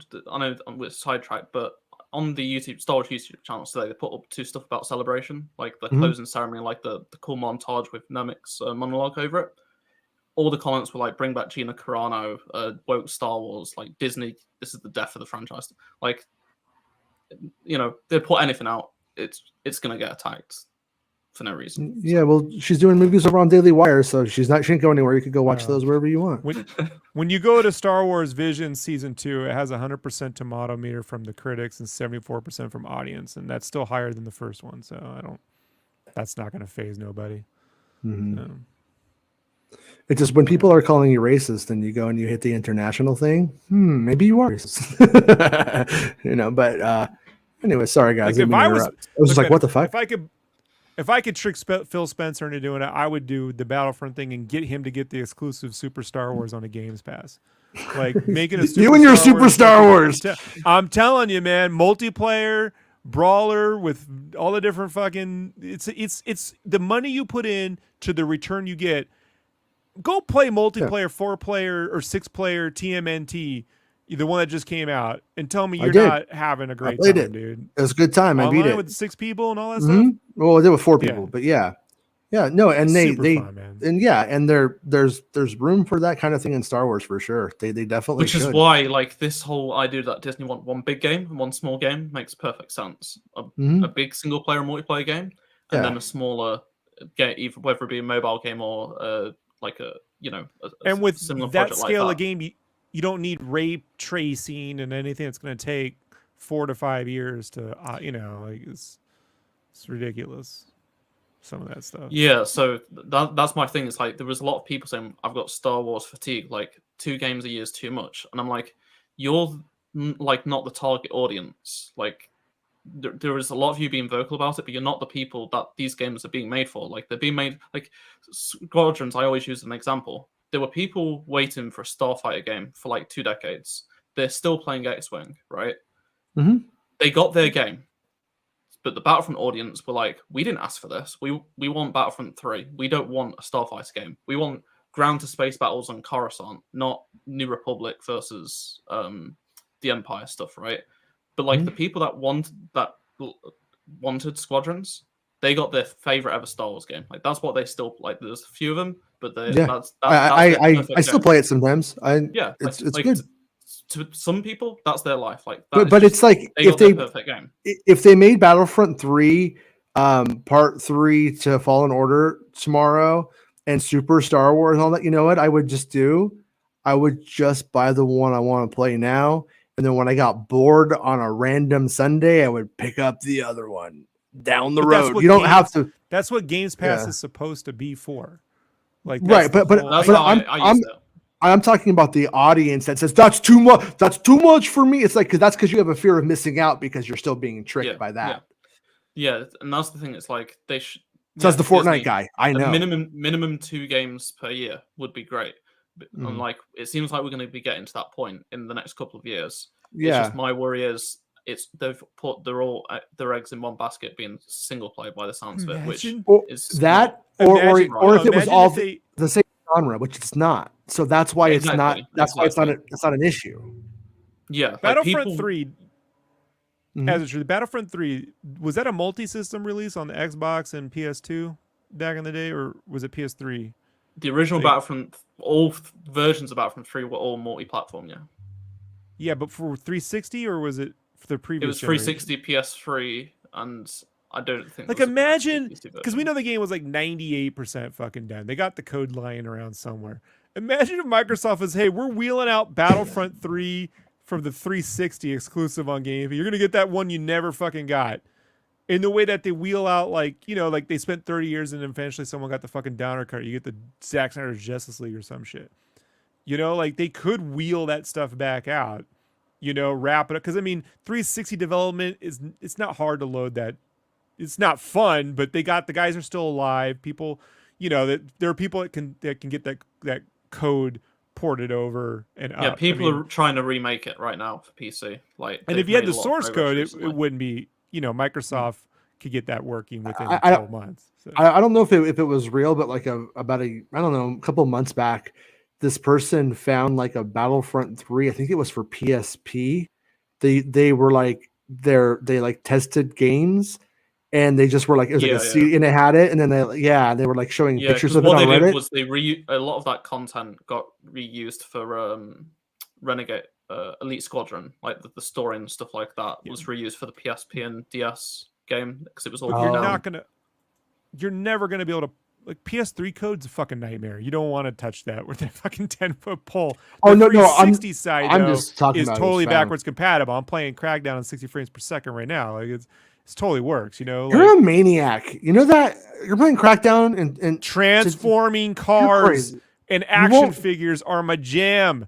I'm a guy with Mask and G.I. Joe, Jason. All right? This guy's all, Fortnite, the mechanics in Fortnite are not up to the same thing as Crackdown. The first one? Yeah, that's not. No, it's not. I hit the button, you jump, no latency. Fortnite, whoa, cameras, whoa. No, it's ridiculous. That doesn't, so I don't even know what you're talking right now. I don't think you've ever even played Fortnite. I know, you're accustomed to it, like as someone who watches motion smoothing. You've just got, I'm not a motion smoother. I'm not a motion smoother. Right, as it should, like a guy who gets used to watching those 60 frames per second soaps on the UK Crackdown TV. was fun, but Crackdown was never a good game. Ever. I liked the first one. I liked it too. No, I liked it too. It was fun. Me and my drummer, we played the shit out of it. But was it a great game? Yes. Yeah. Solid fun game. Buggy but fun, especially in co-op. So what they should have done is they should have delayed Crackdown until the summer. Huh? See what I did there? Real world games. I got you, Rob. I got you. I was waiting this show's gone on for 3 hours because I was waiting for that fucking moment. That's the way we do the shows now. We do shows 3 hours for something. I know. What are we doing? The podcasts I listen to are like 4 hours long, so this is great for me. Jason's lucky I got my work done a little early this week. I'm going to tell you, as of tomorrow, I have to leave at the fucking 1 hour mark. This is getting ridiculous. There's a podcast I listen to every single day. They do like a 4-hour podcast every single day, like 4 or 5 days a week. So like after that, I watch this show if I'm not on it. We need to have As a True talk officially As a True's second favorite podcast. All right, sorry. As a True needs to talk first next time, right? So I can talk to him because then when you read Bespin's news, I can get out. Like who cares, right? Like. What? You know, what? Why are you? I like him, but you trying to fight Bespin now? Come on. Huh? Come on. What? Yeah, he'll beat me up, dude. No, dude, he's just. I can't win no fights. He just really hurt. I'm a ghost. I lost the last fight I was in. That's how I ended up being a ghost, Jason. No Star Wars ghost ever won a fight. You know what I mean? Like that's how that works out. All right, Gilligan, Professor. Skipper. All right. Well, before we go, As a True, what's the next Star Wars game that's coming out? What's the next one? What we got to look forward to here? So right now we don't actually know. It should have been the KOTOR remake. That should have been out this year. Right. So it could be that next year, or it could be. Apparently, this Pod Racer game's coming out this year, end of this year. So maybe it's that. Hunters still has no release date. So like I said, there is variety. There is a lot. We just don't have the stability, I think, right now. Mobile doesn't count, though, right? So no, I think mobile would count, though, for what he was talking about, the big game, the small game. That could be the small. Yeah, so small side. It's not going to be. Hunters is never going to be like the main game of the release. So, like, from now, like, obviously, my year is not good now. Like, it's 5 is out. I'm done. As a True, you know what mobile games are like for me? See, console and PC release, that's a happy meal. Mobile releases are like when you get the kids' meal out of Jack in a Box. It comes in a sack, like it's got like a maze. He has no idea what that is. Oh. Theirs is probably called he's been to Anaheim. You never went to a Jack in a Box? I've been to Wendy's once. I went to Wendy's once. All right. Well, Wendy's has Frosties, so that's always a good time, dude. Like you can never go wrong with the Frosties. So. Hey, as it's true, I worked at a Wendy's in 1996, and I drank like a third of a sack of that Frosty mix, and had to go home sick. I was throwing up for 2 miles walking back to my trailer. Yeah, it's like, you cannot drink that stuff. Like it's too rich. Yeah, No. yeah, I was one of those kids. I do like their chili, though. I do like their chili. Yeah. It's not that good, but I like it. All right. I hope that pod racing game comes out. Razor. We should, if it does, we should all go on and race. I'll do that. I'll race. No, you won't. No, you won't. Apparently, it's going to be announced. It's going to be on all platforms, and it's going to be out. It should be announced anytime now. But whether it happens, it's just a throwaway Twitter account. But like the coincidence. So Dreamcast, Jaguar, right? What's those? Atari Jaguar, Amiga, right? It's going to be on. Never Links. heard of the Amiga? No, I'm joking. I actually no. Like if 3 you ask million anyone, Brits. they'll be like, "What?" Atari Lynx. That's where it's at. That's where I pod race. Atari, No. never heard of it. No. I play Master Race. Ouya. It's coming out on Ouya. All right, can't wait. I actually wanted. I bought into that hype like the first Kickstarter video because I was into that like next console. I was like, I want something. I've got an Ouya on my trunk right now. You want it? Like the 99, the launch edition. I bought in that shit too on the Kickstarter. It's been sitting in my trunk for several years. I just refuse to chuck it. It just sits there. It's horrible. All right, guys. Yeah. That's fun. I play most of my Star Wars games on a Ouija board. All right, yeah, we'll be back tomorrow talking about whatever's going on. They'll probably announce Pod Racer tomorrow, so I hope so. We'll Because be then there I'm to not talk out of a about job. So yeah. But I don't know. I think there's a lot of Survivor mysteries. What happens if stuff you can do? Start covering Fortnite, as it true. Everyone loves Fortnite. That's what I'm told. Play with me in Bespin. Give us one day, just one day, just one maybe. day. And you get on there, you go, you know what? Look, you guys are shit. You got, and we'll like, hey, you know what? I hate the gunplay because I'd shoot someone and it wouldn't register, like because you'd be like it's bloom, so you can hit someone and it does different damage, like even if you're accurate, and then they kill me. I'm like, this is a 6-year-old. As it true. What if you do it and it's the highest rated video you've got with all, and then you're stuck playing Fortnite? Huh? I wouldn't mind to do that, but at the same time, like I did one Fortnite video. It was my worst performing video that week, so I was like, I'm out. I made There's my just money like, back Jason. Yeah.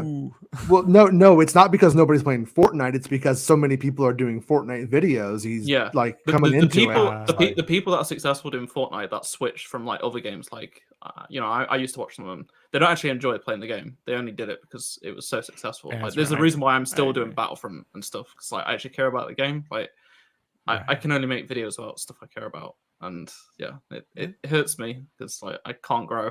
I've not grown since Battlefront basically, but yeah, that's like what physically I love. You haven't. You're stunted.